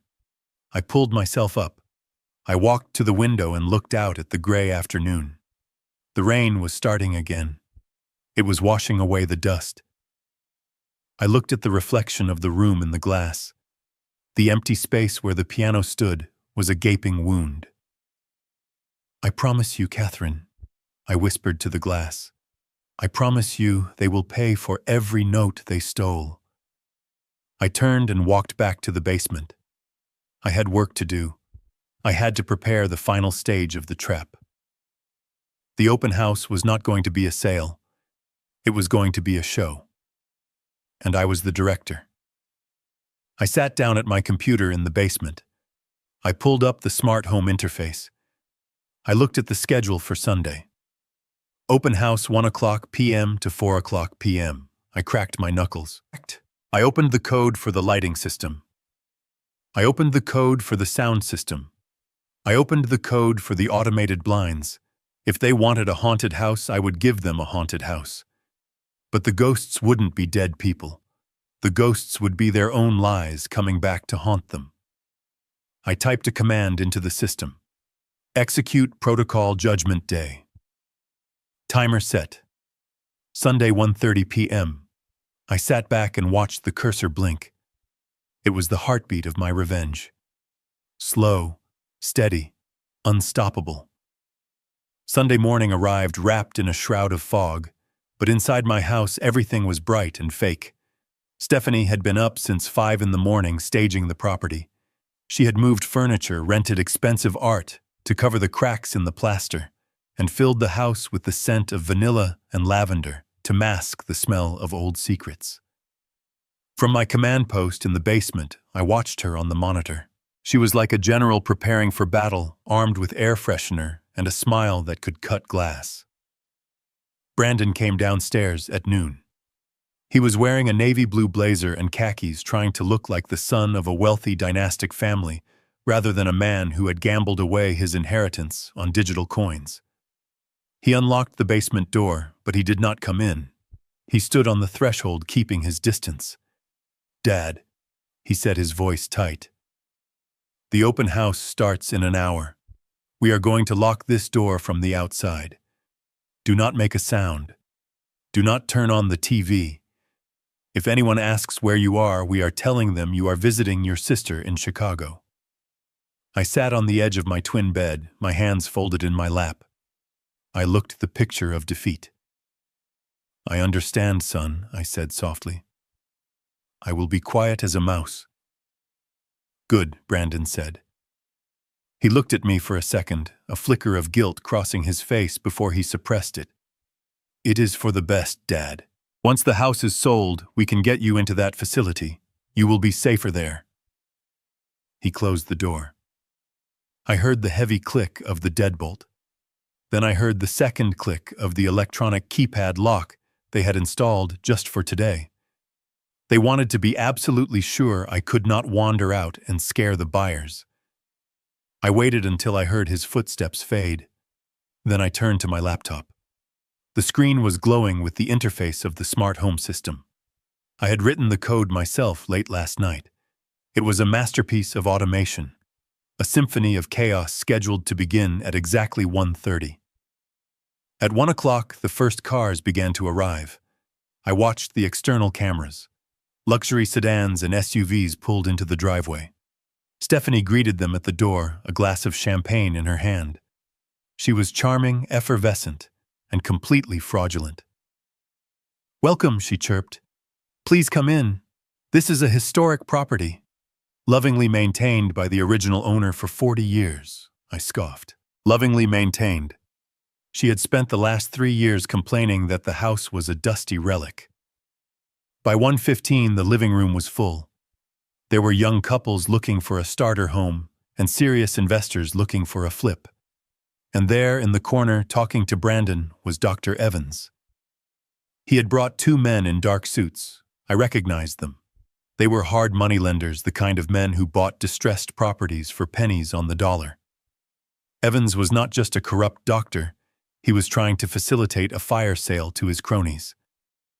I checked the time. 1:25. I put on my noise-canceling headphones. I did not want to hear the screaming. I wanted to watch it. On the screen, I saw Stephanie guiding a wealthy-looking couple toward the kitchen. She was pointing at the smart thermostat on the wall. "Everything has been upgraded," she was saying. "The entire house is integrated. Smart lighting, climate control, security. It is state-of-the-art." The husband reached out to touch the thermostat. 1:30. I pressed the enter key on my laptop. The show began. First, the automated blinds on every window in the house simultaneously slammed shut. It happened with a loud mechanical whack that made half the guests jump. The house was plunged into sudden darkness. "Oh dear." Stephanie's voice came through the audio feed. "Just a glitch. I must have hit the wrong button on the remote." "Brandon, get the lights." Brandon fumbled for the wall switch. He flicked it up and down. Nothing happened. I had locked out the manual controls. Then the lights came back on. But they were not the warm, inviting, soft white bulbs Stephanie had installed. I had hacked the color-changing LEDs in the smart fixtures. The entire house was bathed in a deep, ominous crimson red. It looked like the inside of a submarine on alert, or a slaughterhouse. Murmurs of confusion rippled through the crowd.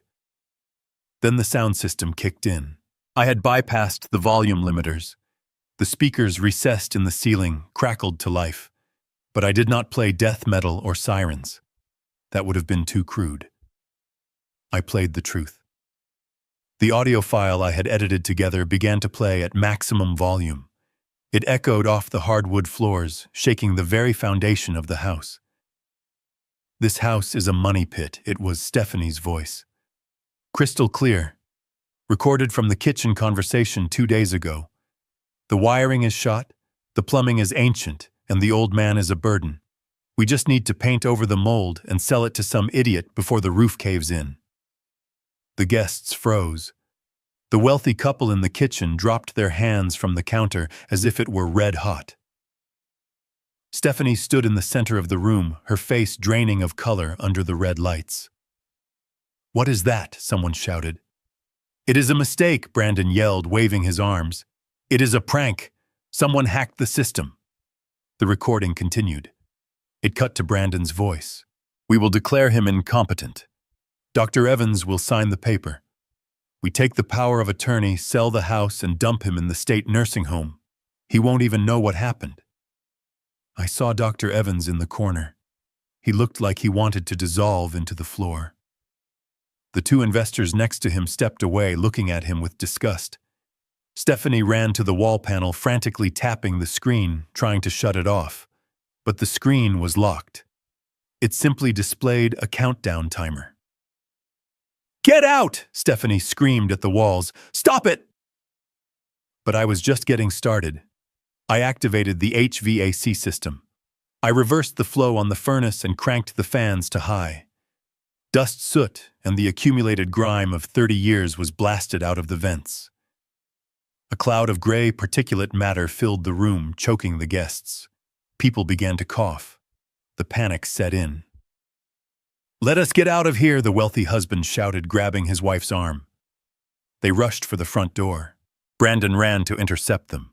"Please wait," he begged. "It is a malfunction. We can explain." But when they reached the front door, it would not open. I had engaged the deadlock. "We are trapped," a woman screamed. The crowd turned into a mob.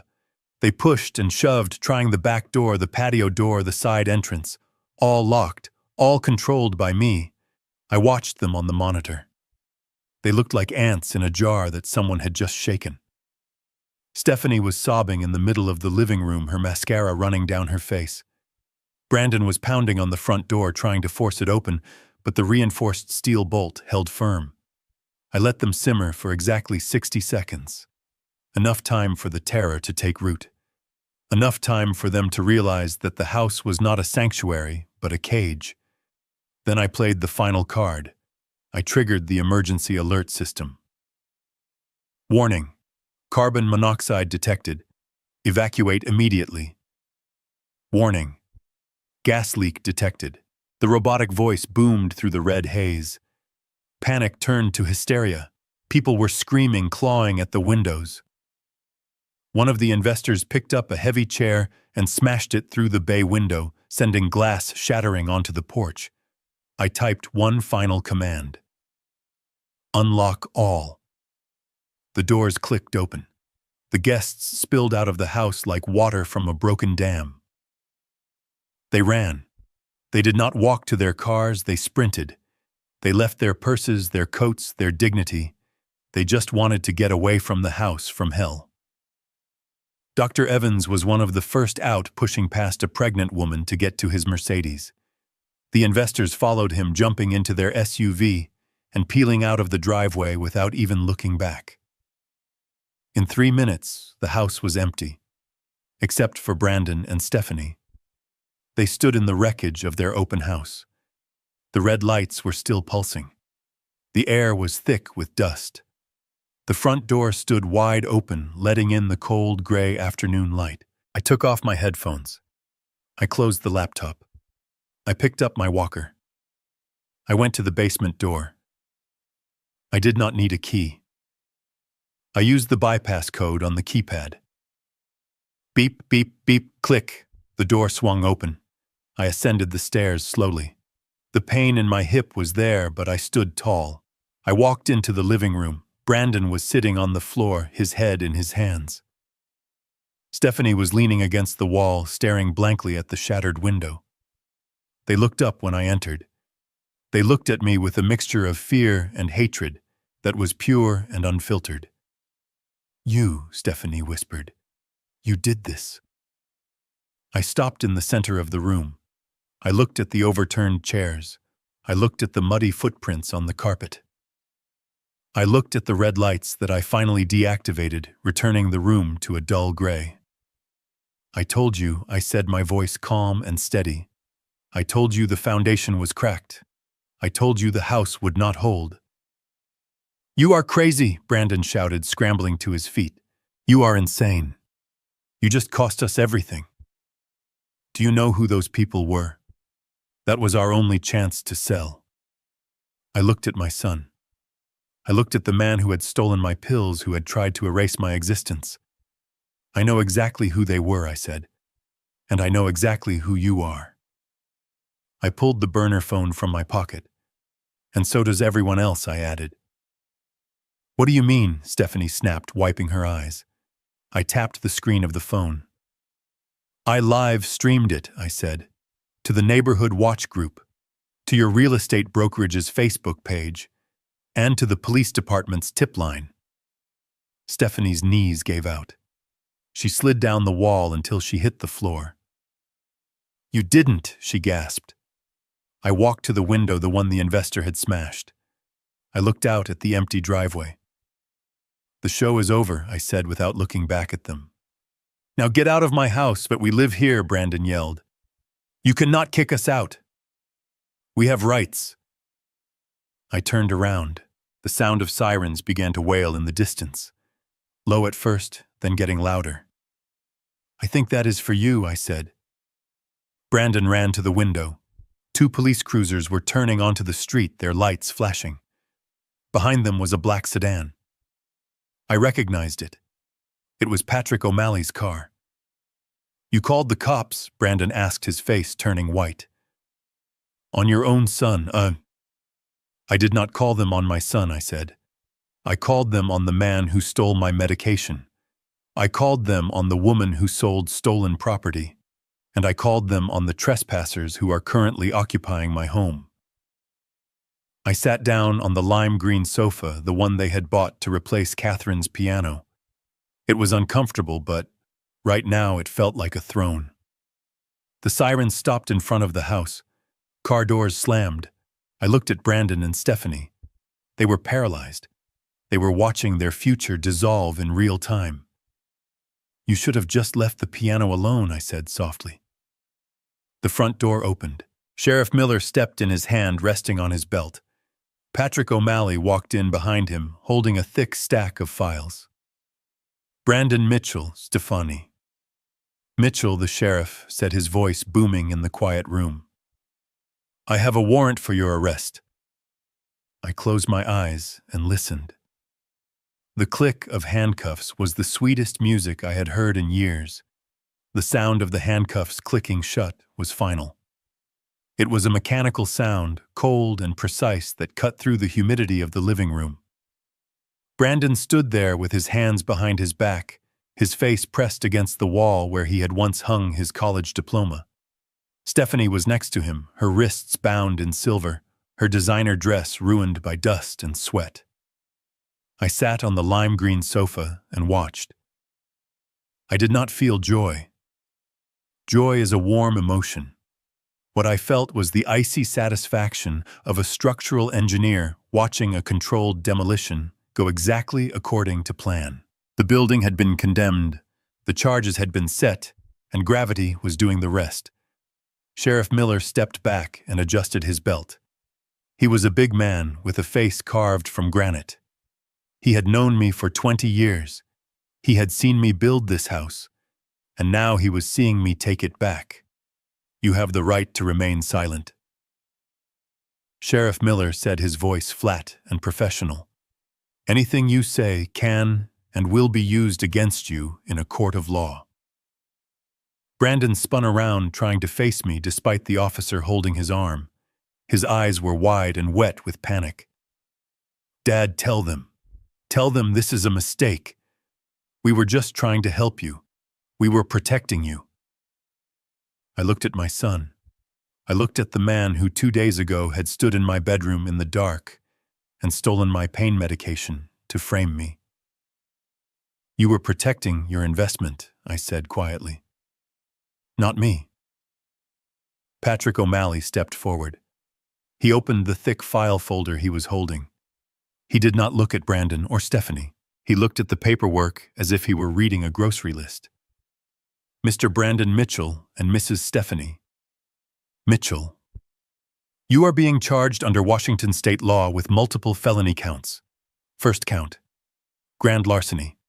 Specifically the theft and unauthorized sale of a Steinway Model M piano valued at $40,000.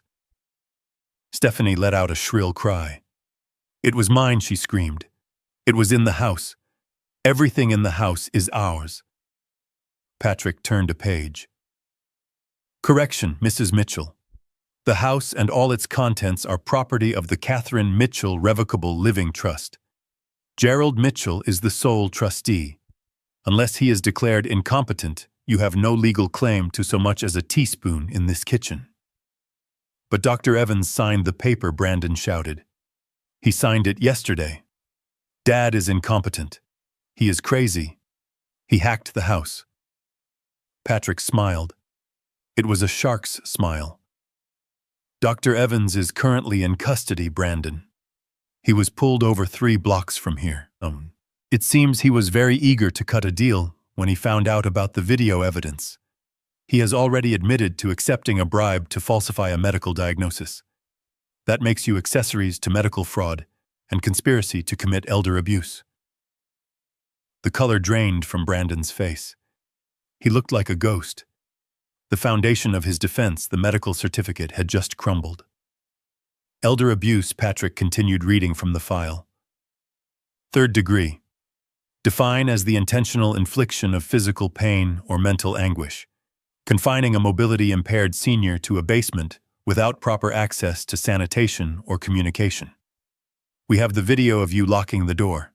We have the audio of you laughing about it. I stood up. I walked over to them. I leaned on my walker not because I needed it, but because I wanted to look them in the eye from a position of strength. I gave you everything I said. I paid for your college, Brandon. I paid for your wedding. I let you live here rent-free when your first startup failed. And this is how you repay me. By selling my wife's piano. By treating me like a dog in the cellar. It was just business, Stephanie spat out. She was still fighting, still vicious, even in handcuffs. We needed the money. You are old, Gerald. You do not need $1 million house. You are selfish. Sheriff Miller stepped in. That is enough. Get them to the car. Wait, Patrick said, raising a hand. There is one more thing. He pulled a document from the back of the folder. It had a red stamp on it. This is an emergency restraining order granted by Judge Henderson an hour ago. It prohibits both of you from coming within 500 feet of Gerald Mitchell or this property. Brandon blinked. What does that mean? It means you are evicted, Patrick said. Effective immediately. But our stuff, Brandon stammered. Our clothes. My computer. Sheriff Miller looked at his watch. You have 15 minutes. One officer will escort you upstairs to pack a bag. Essentials only. Clothing and toiletries. No electronics. No valuables. Anything you bought with Gerald's money stays here until the forensic audit is complete. 15 minutes, Stephanie screamed. We have lived here for 3 years. We cannot pack in 15 minutes. Then you should have spent less time plotting and more time packing, I said. The officer grabbed Stephanie's arm and marched her toward the stairs. She was wailing now, a high-pitched sound of pure entitlement being shattered. Brandon followed, his head hung low. I sat back down and listened to the sounds from upstairs. I heard drawers being ripped open. I heard Stephanie cursing. I heard the heavy thud of suitcases being dragged across the floor. It was the sound of a virus being purged from the system. Patrick sat down next to me on the sofa. He closed the file. "You okay, Gerald?" he asked. I looked at my hands. They were steady. "I will be," I said, "once they are gone." 10 minutes later, they came back down. They were struggling with hastily packed suitcases. Stephanie's mascara was smeared across her cheeks. Brandon looked like a child who had been caught stealing from the cookie jar. Sheriff Miller pointed to the door. "Let us go." They walked out into the gray afternoon. I followed them to the porch. I wanted to see this. I needed to see this. The street was lined with neighbors. Mrs. Higgins from next door was standing by her hedge holding her cat. The young couple from across the street was watching from their balcony. They had all seen the live stream. They all knew. Brandon stopped at the police cruiser. He turned to look at me one last time. His eyes were red. "Dad, please. Where are we supposed to go? We have no money. You froze the accounts." I looked at him. I remembered the boy he used to be, the boy who cried when his goldfish died. Somewhere along the way, that boy had died and this stranger had taken his place. "You are young," I said. "You have your health. You have your freedom once you make bail.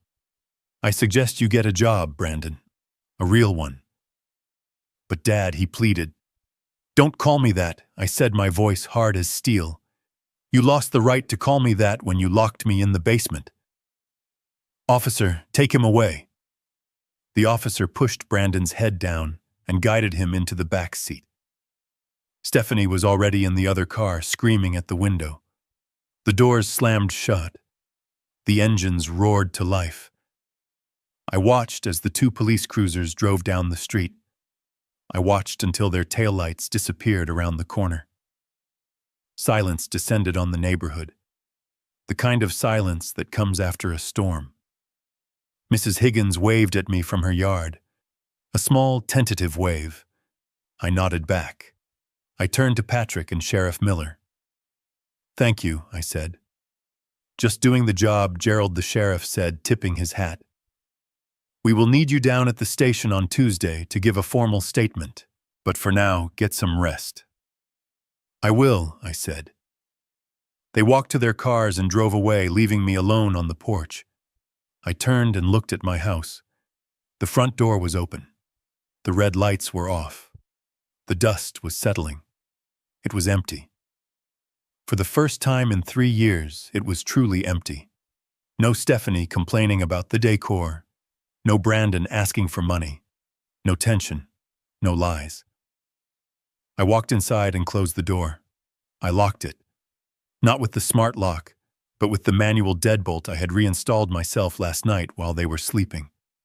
The solid brass click was the most beautiful sound in the world. I walked into the living room. I looked at the lime green sofa. "I hate that thing," I said aloud. I went to the basement door. I opened it.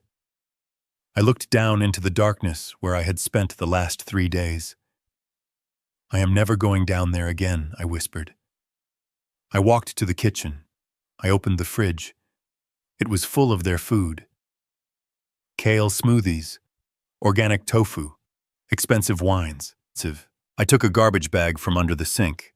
I started sweeping everything into it. The wine, the tofu, the smoothies. I cleared the shelves until the fridge was bare. Then I went to the freezer. Way in the back, hidden behind a bag of frozen peas, was a tub of butter pecan ice cream, Catherine's favorite, and mine. I took it out. I found a spoon. I walked back to the living room and sat in my armchair. The house was quiet, but it was not a lonely quiet. It was a peaceful quiet. It was the quiet of a building that had withstood an earthquake and was still standing. I took a bite of ice cream. It was cold and sweet. I pulled out my burner phone. I had one more message to send. "Leonard, Operation Clean Sweep is complete. Bring the truck tomorrow." I looked at the empty space where the piano used to be. "I am coming for you, Catherine," I said to the empty room. The house was mine again. My life was mine again. and tomorrow I was going to complete the restoration. I closed my eyes, and for the first time in months, I fell asleep without fear. The next morning, the sun finally broke through the clouds over Seattle. It was a crisp, clear light that made everything look sharp and defined. I sat in the passenger seat of Leonard's moving truck. My hip was stiff from the excitement of the previous day, but I felt lighter than I had in years. Behind us, Patrick O'Malley followed in his sedan, accompanied by a deputy sheriff, just in case things got ugly. We were heading up the hill to the gated community where Richard Harrington lived. This was the man who had tried to buy my land for pennies. The man who treated the neighborhood like his personal monopoly board. And the man who currently had my wife's soul sitting in his living room. Leonard shifted gears as the truck groaned up the steep incline. "You ready for this, Gerald?" he asked, his eyes on the road. "Harrington is a bully. He is not going to hand it over just because you ask nicely." "I am not asking nicely, Leonard," I said, staring at the passing mansions. "I am done asking. Today I am taking." We pulled up to the security gate. The guard stepped out, looking at the beat-up moving truck with disdain. He started to wave us away, but Patrick pulled up alongside us and flashed a court order through his window. The gate opened slowly. Even the guards knew better than to argue with a writ of replevin signed by a judge. Harrington's house was exactly as I expected. It was a sprawling monstrosity of glass and steel devoid of warmth or character. It looked like an office building that had gotten lost in the suburbs.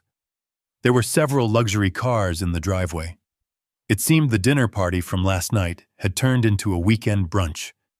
Perfect, I thought. An audience. Leonard parked the truck right in front of the main entrance, blocking the view of the fountain. We climbed out. Patrick joined us, smoothing his suit jacket. The deputy stood back, his hand resting on his belt, a silent reminder of the law. I rang the doorbell.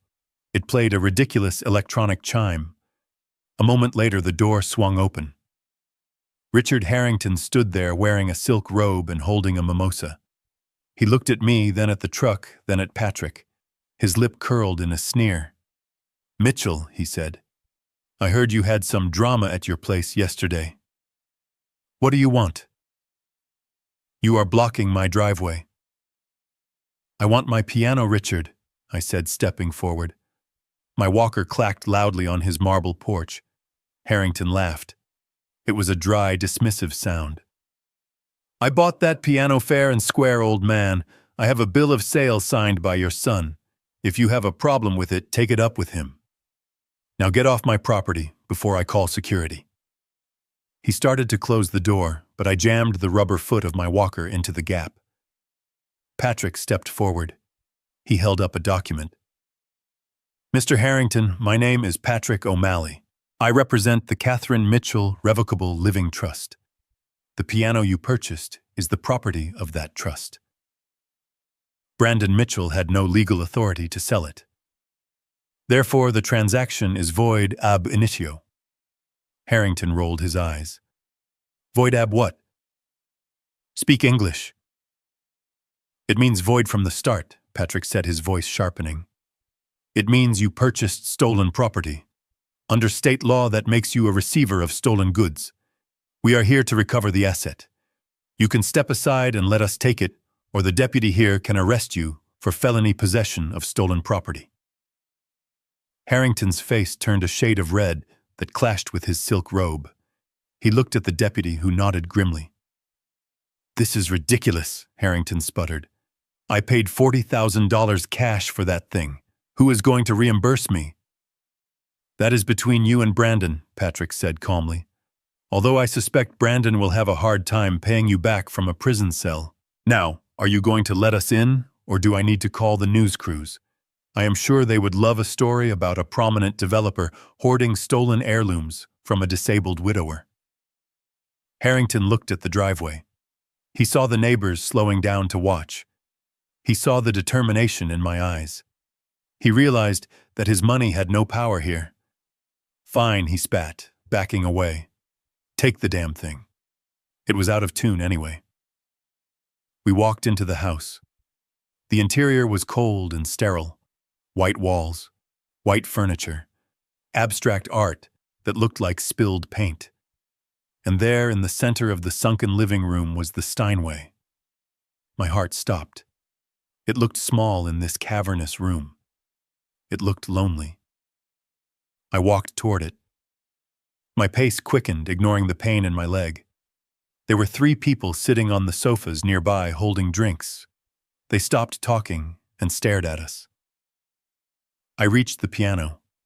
I ran my hand along the black lacquer finish. It was still cold from the air conditioning. Then I saw it. On the lid of the piano right in the center was a white ring, a water stain. Someone had set a cold drink directly on the wood without a coaster. I felt a surge of rage so pure it made my vision blur. This was not just a piece of furniture. This was where Catherine had played Chopin on rainy Sundays. This was where she had taught Brandon to play scales before he lost his way. I turned to Harrington. "Who put a drink on this piano?" I asked, my voice low and dangerous. Harrington shrugged. "Who cares? It is just wood." I walked up to him. I was 3 inches shorter than him and relied on a walker, but in that moment I felt 10 feet tall. "It is not just wood, you ignorant barbarian," I hissed. "It is 100-year-old Honduran mahogany. It is a masterpiece of engineering. And you treated it like a cheap coffee table." I turned to Leonard. "Get it out of here. Now, before this place corrupts it any further." Leonard and his assistant brought in the heavy moving blankets and the dolly. They worked with the reverence of monks handling a holy relic. They wrapped the legs. They secured the lid. They lifted it gently. Harrington watched his arms, crossed his face, sulking. "You know I was doing you a favor," he muttered. "Your son said you were broke. He said you needed the money for surgery." I stopped. I looked at him. "My son is a liar, Richard, and you are a vulture. You knew that price was too low. You knew he was desperate. You saw an opportunity to exploit a weakness and you took it. That is how you do business. That is how you built this house. By eating the weak." I pointed at the piano as it was wheeled out the door. "But you forgot one thing. Some things are not for sale, and some people do not break." I walked out of his house. I did not look back. I heard Harrington slamming the door behind us, a final impotent tantrum. We loaded the piano onto the truck. Leonard secured it with straps. I climbed back into the passenger seat. "Where to, Gerald?" Leonard asked. "Home," I said. "Take us home." The drive back was silent, but it was a comfortable silence. I watched the city pass by. I thought about the last 3 days. I had been betrayed. I had been imprisoned. I had been humiliated. But I had fought back. I had used the very tools they mocked to dismantle their lies. I had used engineering to expose the cracks in the foundation. I had used the law to reinforce the structure. And now I was bringing the heart of the house back. When we pulled into my driveway, the house looked different. The for sale sign that Stephanie had planted in the yard was gone. Patrick had pulled it up and thrown it in the trash on his way out yesterday. The house looked tired, but it looked proud. It was standing tall. Leonard and his assistant unloaded the piano. They wheeled it up the ramp. They brought it into the living room. The space where the lime green sofa had been was now empty. I had dragged that monstrosity out to the curb this morning for the garbage collectors. "Set it right there," I said, pointing to the bay window. "Exactly where the light hits." They lowered the piano. They reattached the legs. They polished the finish, wiping away the fingerprints of the strangers who had touched it. When they were done, Leonard patted me on the shoulder. "It is good to have her back, Gerald." "Yes, it is," I whispered. They left. Patrick shook my hand and drove away. I was alone. I locked the front door. I walked over to the piano. I sat down on the bench. It groaned slightly, a familiar sound that brought tears to my eyes. I opened the lid. The keys were white and waiting. I looked at the water stain on the top. It was a scar. A reminder of the time the music was held hostage. But scars are just proof of survival. I placed my hands on the keys. My fingers were stiff. My knuckles were swollen. But they remembered. I closed my eyes and took a deep breath. I did not play a song of victory. I did not play a song of anger. I played Catherine's favorite nocturne. The notes floated into the air, filling the empty house, pushing away the shadows of the last few days. The house seemed to sigh in relief. The acoustics were perfect. I was home. The piano was home. But there was one final piece of business to attend to. The cleanup was not just about furniture. It was about consequences. Tomorrow was the court hearing, the arraignment. Brandon and Stephanie would be standing before a judge expecting mercy, expecting that I would not show up. They were wrong. I stopped playing. The last note hung in the air, vibrating with resolve. I pulled out my phone. I dialed the number for the finest piano restorer in the city. "Hello," I said. "I have a Steinway that needs some urgent care. And while you are at it, do you know anyone who removes red wine stains from hardwood floors? I have a lot of work to do." I hung up. I looked at the empty living room. It was time to rebuild. And this time I was going to build it so strong that nothing could ever tear it down again. The hallway of the King County Superior Court was long and lined with marble that was the color of old bone. It was a place designed to make you feel small. It echoed with the footsteps of lawyers in expensive shoes and the hushed prayers of defendants waiting for their lives to be weighed on a scale. I sat on a wooden bench near the elevators. My hands rested on the handle of my cane. I did not use the walker anymore. My hip had healed, and so had my spirit. Patrick O'Malley stood next to me, checking his watch. He looked like a general who had just won a war without firing a single shot. "They took the plea deal," Patrick said quietly. "They had no choice. The evidence was overwhelming. 5 years probation, 2,000 hours of community service, restitution for the legal fees, and the cost of the piano restoration. And Stephanie has surrendered her real estate license permanently. She will never sell another house in this state again." I nodded. It was a fair sentence. It was justice. But I was not here for the legal verdict. I was here for the personal one. The double doors at the end of the hall swung open. Brandon and Stephanie walked out. They looked like ghosts of the people they used to be. Stephanie was wearing a plain gray suit that was ill-fitting. Her hair, usually perfectly styled, was pulled back in a messy bun. She did not look at me. She walked straight to the elevators, her eyes fixed on the floor, her face a mask of bitter defeat.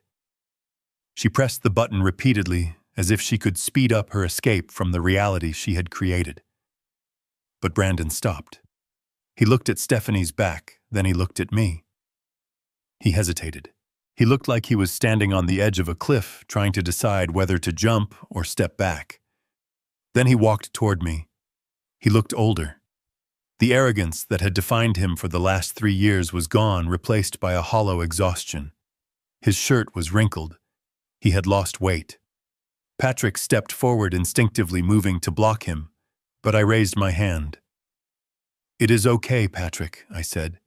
"Let him speak." Brandon stopped 5 feet away. He did not come closer. He knew the boundary. The restraining order was just a piece of paper, but the wall between us was made of something much harder. "Dad," he whispered. His voice was cracked and dry. I looked at him. I did not see the man who had locked me in a basement. I saw the toddler who used to hold my hand when we crossed the street. I saw the teenager I taught to drive. And the pain of that memory was sharper than any surgeon's knife. "Hello, Brandon," I said. "I am sorry," he said. The words rushed out of him like water from a broken dam. I am so sorry. I know that does not fix anything. I know I messed up. But it was not supposed to go this far. We were drowning, Dad. The debt. The pressure. I just wanted a way out. I listened. I let him speak. I owed him that much. Not as his father, but as a human being witnessing another's suffering. Stephanie said it would be easy. He continued, tears welling in his eyes. She said you would be happier in the facility. She said the house was too much for you. I let her convince me. I am weak, Dad. I know I am weak. But I never wanted to hurt you. I tightened my grip on my cane. You stole my medication, Brandon, I said softly. You tried to gaslight me into thinking I was insane. You sold your mother's piano to a man who treated it like a coaster. That is not weakness, son. That is cruelty. Brandon flinched as if I had struck him. I know, he sobbed. I know. And I have lost everything. Stephanie is leaving me. Did you know that? She blames me for the recording. She says I ruined her life. I have no job. I have no home. I am sleeping on a friend's couch. He looked up at me, his eyes pleading. I just want to know if someday. Not now, but someday. Can I call you? Can we start over? I will work for it. I will pay you back every cent. I just do not want to lose my father, too. I looked at him and I felt a heavy stone in my chest. It was the weight of a love that had nowhere to go. I loved him. I would always love him. He was my blood. But love is not the same thing as trust. Love is a feeling. Trust is a choice. And he had destroyed that choice. I stood up slowly. I looked him in the eye. Brandon, I said, do you remember when you were 10 years old and you broke the neighbor's window with a baseball? You came home and hid in the closet because you were afraid I would be angry. He nodded, wiping his nose with his sleeve. I told you then that accidents happen, I said. I told you that we fix accidents. But this was not an accident, Brandon. You made 1,000 choices. Every day for 3 years you chose money over me. You chose your wife's ambition over my dignity. You chose to lock that door. I took a breath. The air in the hallway felt thin. I forgive you, I said. Brandon's face lit up with a desperate hope. You do, yes, I forgive you. Carrying hate is too heavy for an old man with a bad hip. I do not hate you, Brandon. I pity you. I stepped closer, leaning in so only he could hear. But forgiveness does not mean access.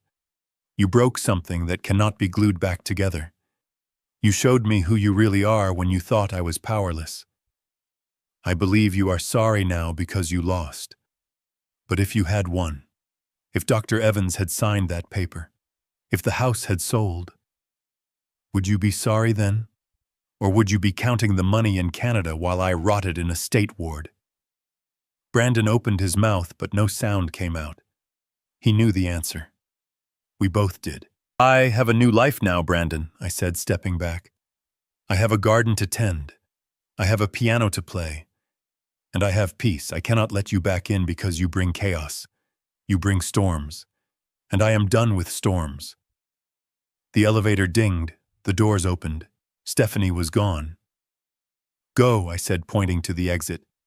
Go and find out who you are when you are not trying to steal someone else's life. Grow up, Brandon. That is the only way you will ever find peace. Dad, wait, he cried, reaching out a hand. Goodbye, son, I said. I turned my back on him. It was the hardest thing I have ever done. Every instinct in my body screamed to turn around to hug him, to tell him I would fix it. That is what fathers do. They fix things, but I was an engineer, and I knew that some structures are too damaged to be repaired. Sometimes you have to condemn the building to save the land. I walked toward the exit with Patrick. I heard Brandon sobbing behind me. I heard his footsteps echoing on the marble as he walked the other way toward the street, toward a life he would have to build with his own hands for the first time. Patrick opened the heavy courthouse door for me. The sunlight hit my face. "You did the right thing, Gerald," Patrick said. "I know," I said. But as we walked down the steps, I did not feel triumphant. I felt a quiet grief. I had won the war, but I had lost the soldier. Yet as I looked at the city skyline, I took a deep breath. The air tasted clean. I was free. I was safe. And for the first time in a long time, I belonged only to myself. "Let us go get some coffee, Patrick," I said. "I think I am ready to go home." 3 months have passed since the flashing lights of the police cruisers faded from my street. 3 months since the noise and the chaos and the betrayal were swept out the front door, leaving behind a silence that I have learned to cherish. The house is different now. It is no longer a museum of the past, nor is it a staging ground for a greedy future. It is simply a home. My home. I wake up early these days. My hip still aches when it rains, but I do not mind. It is a reminder that I am still here, still feeling, still standing. The first thing I do is walk to the back door and let Justice out. Justice is my new roommate. He is a 2-year-old Siberian husky, with eyes as blue as glacial ice and a loyalty that cannot be bought or sold. I adopted him from the shelter the week after Brandon was sentenced. The shelter volunteer told me he had been returned twice because he was too protective. I told her that was exactly what I was looking for. Now he patrols the perimeter of the yard, chasing away squirrels and keeping watch over the sanctuary we have built together.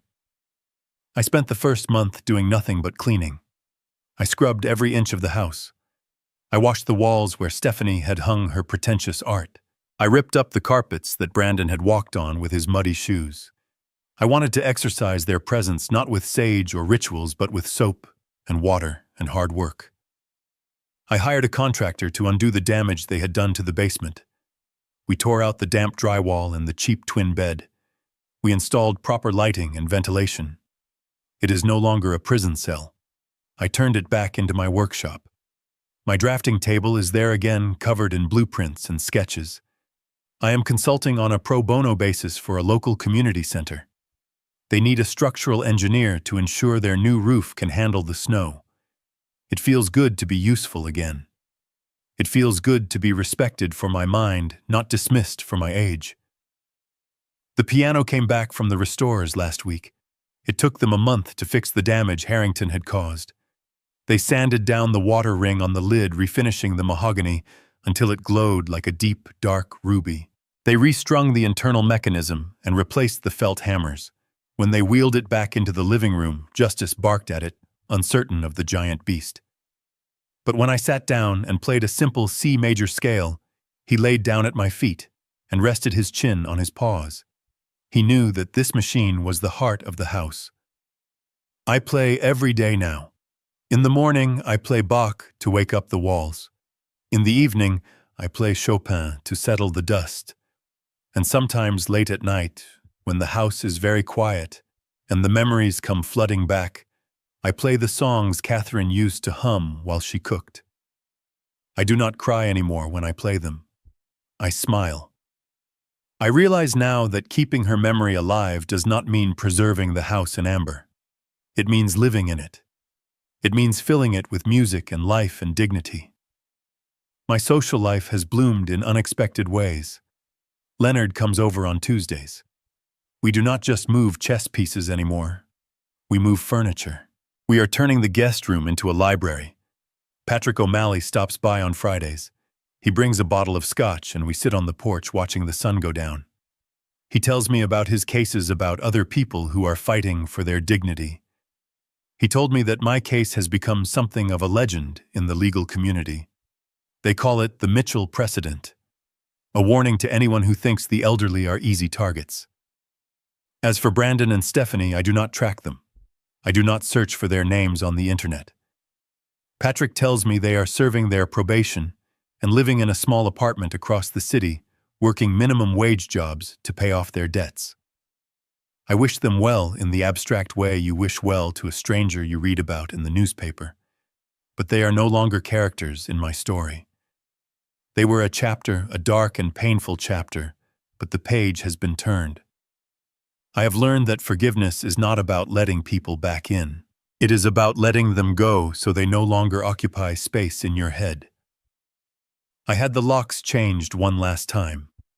The new system is biometric. It reads my fingerprint. It reads the rhythm of my heart. It only opens for me and the people I choose to trust. There are no spare keys hidden under the mat. There are no back doors. Yesterday, I hosted a dinner party. Not a staging for buyers, but a gathering of friends. Mrs. Higgins from next door brought a casserole. Leonard brought his wife. Patrick brought his grandson, who is studying architecture. We sat around the dining table, the same table where I had spilled the soup to save my life.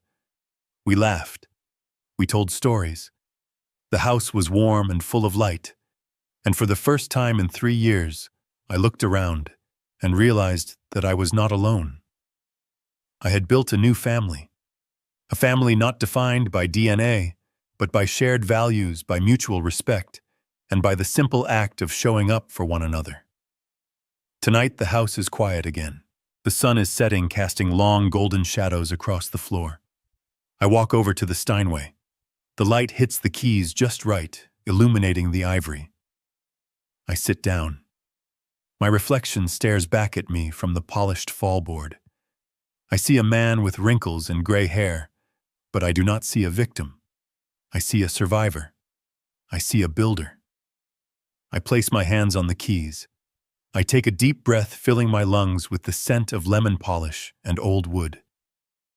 I begin to play Rhapsody in Blue. The music starts slow, a low trill that climbs upward, reaching for the sky. It is a song of chaos and beauty, of struggle and triumph. It is the soundtrack of a city, and it is the soundtrack of my life. My fingers move with a strength that surprises me. I am 68 years old. My hip is made of titanium. My heart is scarred. But my soul is brand new. The music swells, filling the room, filling the house, filling the street outside. I play for Catherine. I play for justice sleeping at my feet. But mostly I play for myself. I am Gerald Mitchell. I am still here. And I am just getting started. Thank you for listening to my story. It was not an easy one to tell, but it was a necessary one. I know there are many of you out there who feel invisible, who feel that your age makes you a burden or a target. I want you to look at me and know that you are wrong. You have value. You have power. And you have the right to demand respect. If you have ever had to stand your ground against someone you loved, let me know in the comments below. Tell me your story.